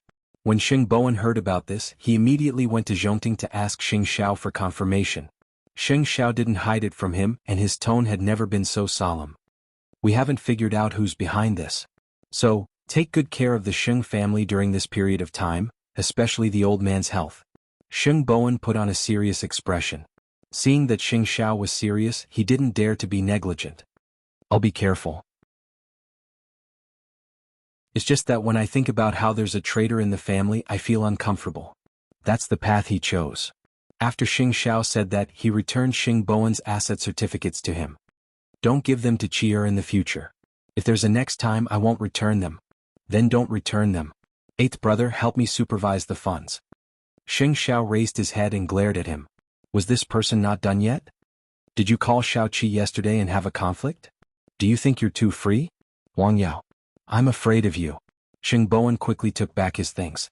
He was afraid that Xing Xiao would ask him to go back and be the CEO again. Now that Huang Yao was under Xing Xiao's nose, he didn't want to throw it to him to be ruined. Perhaps he was afraid that Xing Xiao would be serious, so Xing Bowen tactfully left Zhongting. This person really couldn't take a joke. He wasn't cute at all. There were still 2 days before the agreed time between Xing Xiao and Su Che. However, in the middle of the night, Xing Xiao was woken up by Su Che's phone call. "CEO, there's a breakthrough. The photo has been sent to your phone. I'll be back tomorrow morning." "Is it safe?" "It's safe. Set off now and come back immediately." Xing Xiao reminded him. "Or I'll send someone to pick you up immediately." I'm just a little injured. It's not a big deal. Don't make such a big commotion. It'll arouse suspicion. If there's a problem, call for help at any time.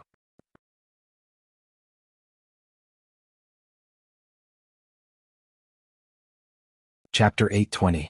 There were only 3 photos in total. It could be seen that it was extremely difficult to take them. One of them was a photo of Su Hong wearing a cheongsam and holding a tray. The other 2 were the side profiles of a young woman and a middle-aged man. Sheng Xiao did not understand, so he sent the photos to Tang Yan. It seemed that this mystery could only be solved when Su Che returned. However, Su Hong discovered that a stranger had barged into the hotel, so she chased after him everywhere and sent the news to Jin Bo. Jin Bo knew that someone was secretly investigating. Other than Tang Yan and a few others who were in the way, there was no one else. He had wanted to wait a few days before sending Qing Bin on stage, but since the police were so nosy, he could only shut them up forever. The next morning, Su Che returned from J City and arranged for the other 2 informants. However, because of his injuries, Su Che's face looked a little pale. Sheng Xiao was bandaging his wound in Zhongting's office. He frowned and his expression was stern. What exactly are these photos? A party, a dirty party. I don't know how it was organized, who initiated it, or how the cycle was arranged. These people were all accompanied by young girls.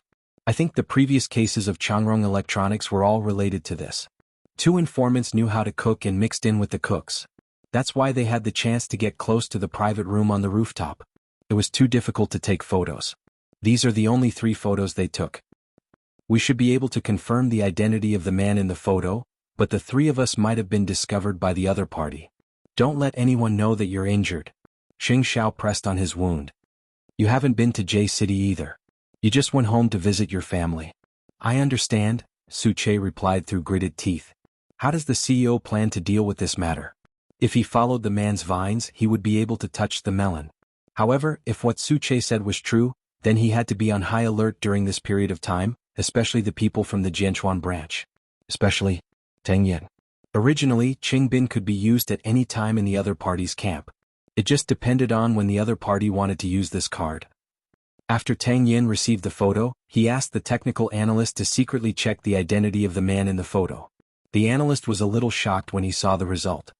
He did not dare to make a sound, but quietly went to Tang Yan's office and told him the result.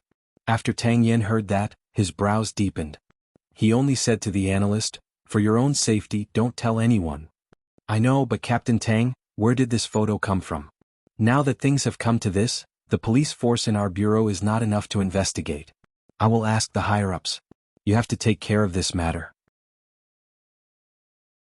Don't mention it to anyone, understand? I understand. I'll forget about it. The analyst left Tang Yan's office in fear. Tang Yan took the documents and went straight to the chief's office without hesitation. He handed the documents to him. After the director saw it, his face suddenly changed. He pointed at the photo and the information and asked, "Where did you get this? You are not allowed to investigate this case anymore, do you hear me? Tang Yan, you are just a criminal police officer. You have to know your own identity.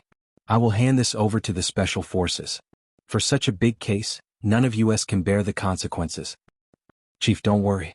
I'll forget about it after I walk out of this door. After listening to Tang Yan's words, the director was relieved and his expression softened. Tang Yan, I'm doing this for your own good. Your little wife is pregnant now. Take good care of her. Don't work so hard. I know. Don't worry.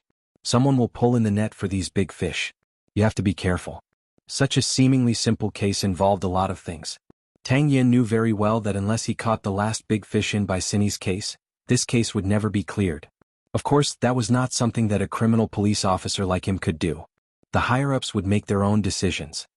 Chief, I know what I'm doing. If you know what you're doing, then go out. Originally, there was a case that needed your help, but I saw that you have a family to take care of, so I let someone else go. We'll talk about it when your wife's pregnancy stabilizes. Tang Yan was very grateful to the director for this. Moreover, he also understood that there were some things that even the director could not do anything about. After that, Tang Yan left the police station. He wanted to drive the black jeep to Zhongting, but he could not be so ostentatious. Hence, he arranged a time to meet Xing Xiao on the phone. In the evening, Xing Xiao got off work early and brought Su Che to Tang Yan's courtyard. The 2 men looked at each other and were equally calm. Tang Yan brewed tea for Xing Xiao. Then he handed a copy of the information to Xing Xiao. After you read it, burn it? Looks like it really has something to do with the change in office in a few years. After Sheng Xiao found out the identity of that person, he took the lighter from Tang Yan's hand and destroyed the information in front of him. From today onwards, forget about this matter. Tang Yan's tone was heavy, and his sharp face was filled with sharpness. Whether it's me or you, I'm just a businessman. I only know how to do business. Since there are still a few years, the other party won't touch me for the time being. But you're different. Whether it was Qing Bin or his identity as a criminal police officer to the other party, he had a reason to get rid of him. But what should I do? I'm just a criminal police officer. Tang Yan's response was almost sarcastic. Before I got married, I was all alone. I would play with Qing Bin to the end, but as you can see, I have a wife and child now. I don't want her to live in fear, and I don't want her to get involved in danger. My soul belongs to the country. My body is not my own, but my heart can only belong to her. Retreat to the second line. The police academy suits you, Xing Xiao suggested. Tang Yan shook his head and refused to hide. I won't retreat. The more I hide, the more confident he will be. Maybe we can set up a trap. When Tang Yan heard these words, his hands could not help but tremble. Sheng Bowen had fought a beautiful battle before, which gave him confidence and motivation. However, Qing Bin was not Xinyu. Qing Bin was experienced and good at disguising himself. He was not easy to deal with. However, Xing Zhao's suggestion made Tang Yan extremely tempted. Wait for the right time. What will come soon. The two men looked at each other. They had already reached a tacit understanding. Mu Qiqi arrived home at 1 o'clock. When she saw that Su Che was still in Xing Zhao's study, she greeted him in surprise. Su Che, you're back. Su Che was stunned for a moment. He was not used to Mu Qiqi's enthusiasm. I came back in the morning.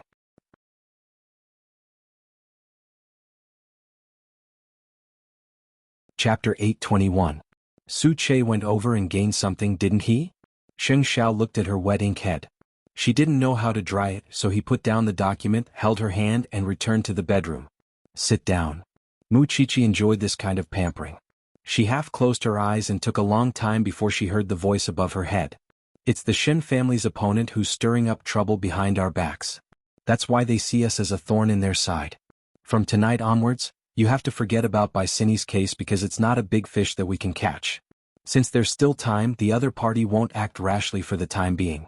It's just that Tang Yan will be in more danger. The other party is afraid that Tang Yan will continue to investigate, and it's also because of Qing Bin. Mu Qiqi understood immediately and stopped smiling mischievously. You told me not to pay attention to it. Of course I'll listen to you, but what about Captain Tang and Feng Shanshan? If there's any progress, I'll set up a trap with Tang Yan. So, no matter what I do in the future, don't ask. After it's over, I'll give you a complete answer. Wasn't that respectful enough? Mu Qiqi nodded. You just need to let me know that there's this matter. I won't ask about the details. This isn't an occasion for me to watch a show. It was related to the safety of her two friends. You're sensible. Xing Xiao dried her hair and used his slender fingers to run through her hair. The fragrance wafted into his nose. It smelled very good. But you have to promise me that you'll protect them. Do you really think of me as a god?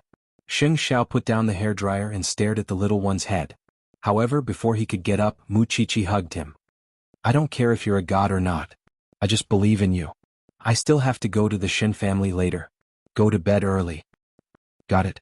Mu Qiqi nodded to reassure him. There was no one left in the Sheng family to discuss, but the Shen family did. Fortunately, the Shen family still had grandfather and father.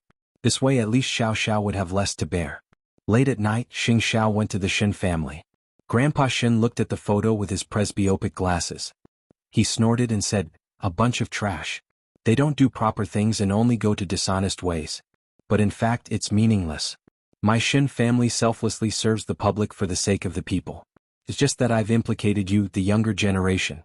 It makes me feel uneasy. Xing Xiao, don't worry. Your father-in-law has already decided to leave the mountain. Let him handle some of the things that you can't do. There's no need to go so far. Xing Zhao's intention in coming here was nothing more than to remind the Shen family to be on their guard and prepare for a rainy day. For him, the most important thing was the safety of his family. You have to protect Xiao Qi. She is your favorite and will easily become a target for others. Moreover, she is the daughter of the Shen family. I know the weight of this matter. Grandpa Shin looked at Xing Xiao. This man was mature and steady. There was nothing for him to worry about. Although Xiao Qi was a little mischievous, she would never lose to a man in front of a big problem. So, Grandpa Shin believed that no matter how big the problem was, it would not be a problem for this young couple. Now that the enemy was in the dark and they were out in the open, they had to be careful in order to survive. Jin Bo's men searched the entire J city but could not find the informants. Stupid police. I didn't expect the hotel to be so heavily guarded, but we still couldn't stop these cops. How disgusting, Su Hong told Jin Bo over the phone. Sir, what should we do now? The situation has been tense recently. Restrain yourself and don't give the other party any more chances. As for the police, I'll think of a way to deal with them, Jin Bo calmly comforted her. Don't tell anyone that the hotel has been breached by the police. Those people are timid and can't withstand the shock. I understand. Deal with Bai Sini's mother. Don't kill her. She's in the wind now, so be careful. As for the rest, when Qingbin was ready, Tang Yen would leave it to Qingbin to deal with. Of course, Qingbin alone was definitely not enough. He had to find a helper for Qingbin. After Xin Yu died, Qingbin put life and death aside because he knew that if he wanted to achieve his goal, he would have to pay the price. He was not as naive as Sheng Kai. 3 days later, Qingbin received a call from Jin Bo. I've arranged for a helper for you. He'll be here tomorrow. Thank you, Master Jin. Deal with Tang Yen well. I'll wait for your good news. Qingbin only hoped that the person Jin Bo sent was not someone like Xin Yu. In a real sense, it would be of help to him. Therefore, the next day he went to the airport to pick up the person. He held a sign in his hand. He thought that it would be a man, but when he picked up the person, he realized that it was a tall beauty wearing sunglasses. I'm Song Qiaoji, a doctor. I have my own arrangements in Jianchuan. You don't have to pick me up. Keep in touch by phone. It's best if we don't meet at other times because you're so ugly. The other party did not care about Qingbin's welcome. She dragged her suitcase and quickly left Qingbin's line of sight in her fashionable high heels. Qingbin did not know what use a woman had for him. Wasn't she even inferior to Xin Yu? Qingbin was very confused about this, so he called Jin Bo Master Jin. What's the use of sending a woman to me? Don't underestimate her. You'll know soon enough. Jin Bo did not explain too much and his tone was rather mysterious. Qingbin was still unconvinced. If the help that Master Jin wanted to give him was just a woman, he would rather do it himself.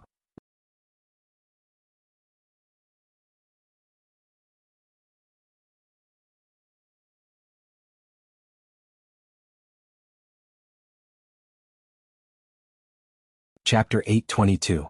It was at this critical moment that Sheng Kai received a message. It was a message that made his eyes widen in disbelief. Time flew by. Ever since that day when Xing Xiao asked her to forget about it, Mu Qiqi never mentioned it again. Life returned to normal. Mu Qiqi took some time to go to the hospital to see old Sheng. Seeing that he was recovering well, she was relieved. Usually when Captain Tang comes to see me, I ask about the progress of the case. It's been so long. How's the investigation going? Old Sheng covered his wound and asked Mu Qiqi. Don't tell me that I've suffered this injury for nothing? Mu Qiqi took a deep breath and leaned against the side of the bed. She didn't know where to start. She just said, the director has already ordered a ban on investigating this matter. No one is allowed to mention it again. It's the same when you return to the team.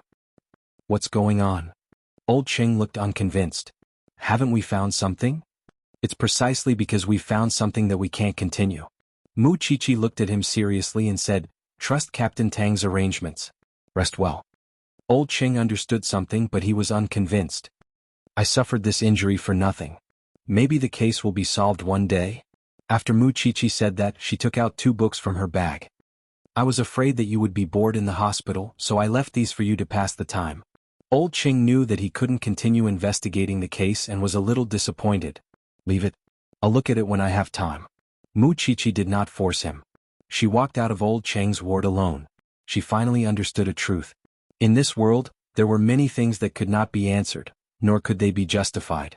The next day it was the weekend. Mu Qiqi was supposed to go to Sonda class, but because Tang Yen was called away by the chief, Feng Shanshan asked her to accompany him for the prenatal checkup. Of course, Mu Qiqi was duty-bound to help her godson. However, when she saw that Feng Shanshan had a mother at the age of 22, and she had to wait until she was 24, she felt speechless. Seeing that she was depressed, Feng Shanshan smiled. Are you so unwilling to accompany me for a prenatal checkup? I'm just lamenting that I won't be able to get pregnant when your son is already a nobody. Your big CEO is doing this for your own good. Don't be insensible. Feng Shanshan educated her. It was an accident. I had no choice. Otherwise, do you think I wanted to get pregnant at this time? Although Tang Yin usually did not talk about Qingbin in front of Feng Shanshan, there were several nights when she could feel Tang Yin calling and getting up behind her back. Sometimes he would even stay up late. She was indeed drowsy, but she was not unconscious. You're a national treasure now. You're precious. Mu Qiqi reached out and stroked her belly. She could feel the miracle of life. The two of them chatted as they arrived at the entrance of the ultrasound room. Soon, Feng Shanshan was done with the examination and took the report to the doctor's office. Feng Shanshan sat down and found that the other party was unfamiliar. Seeing the wary look in Feng Shanshan's eyes, she explained with a smile, I'm the director of obstetrics and gynecology who has just been appointed. My surname is Song. The previous Dr. Li, she resigned. Song Qiaoji explained, if you feel worried about me, I'll arrange someone else for you. Don't. Dr. Song saved a mother and child who had a difficult birth yesterday. His medical skills are very good. The doctor's assistant whispered to her, this is the military doctor from the army. Miss Feng, you mustn't miss him. Feng Shanshan gradually relaxed and nodded. Thank you, Dr. Song. Look at the report. There's no big problem. He's a little anemic. Come over more frequently. Song Qiaoji pinched Feng Shanshan's arm and said, can you also eat some nuts on a daily basis? Okay. If there's anything you can call me. Save my number.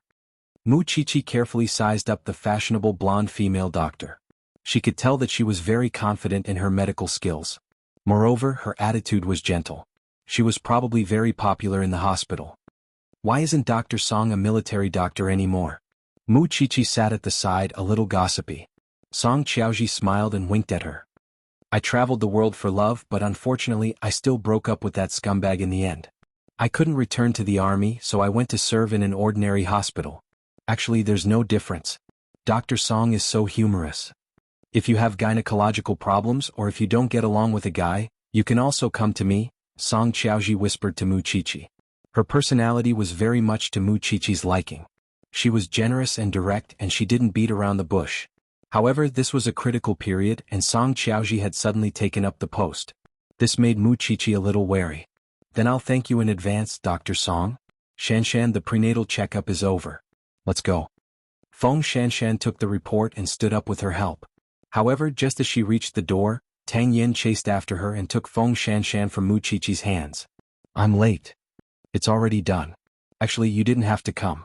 Feng Shanshan didn't blame him. If possible, I want to be by your side as much as possible. Mu Qiqi walked behind the two of them and felt like she had been fed a mouthful of dog food. Who wanted to see you two get tired of each other? However, right behind the three of them, a fiery gaze landed on them. They were really happy now, but in the future it would be really tragic. After Qingbin knew that Feng Shanshan had gone to Song Qiaoji's place for a prenatal checkup, he urged her to find an opportunity to make a move. Song Qiaoji crossed her arms. She didn't want to talk to this man at all. He had just put the bait in and he couldn't wait to reel it in? No one else was that stupid, especially Mu Qiqi. Song Qiaoji could feel that this girl was young in her early 20s, but her eyes were very sharp. From the initial enthusiasm to the sudden calmness in the end, all of this told Song Qiaoji that this girl was observing her.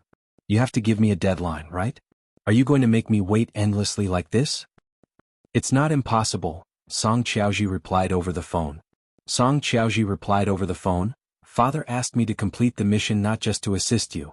You just want revenge, but I don't have a deep grudge against them. Father? You're Mr. Jin's daughter? This is not a topic worth discussing. Song Qiaoji quickly changed the topic. In short, I'll contact you if there's any news. Before that, you have to stay calm. Otherwise, the plan will fail and all your efforts will be for naught. You can talk to my father yourself. She was also a young lady who was difficult to please. Qingbin snorted. However, a few years had passed. Why would he be afraid of waiting for a few more months? Song Qiaoji was not like Xinyu, who was just an adopted son. She was Jin Bo's biological daughter, but she was his biological daughter. In the past, when Jin Bo asked her for missions, they were all extremely vicious people. But this time he asked her to deal with a young pregnant woman in her early 20s. You're tuning in to the Han Li's Wuxia Adventures YouTube channel. We're so grateful for your support, and don't forget to subscribe to join us on this incredible journey through captivating stories. Your generosity through donations truly makes a world of difference, as it's the primary source of revenue that allows me to expand and enhance this channel for you. Thank you from the bottom of my heart for being a part of this adventure.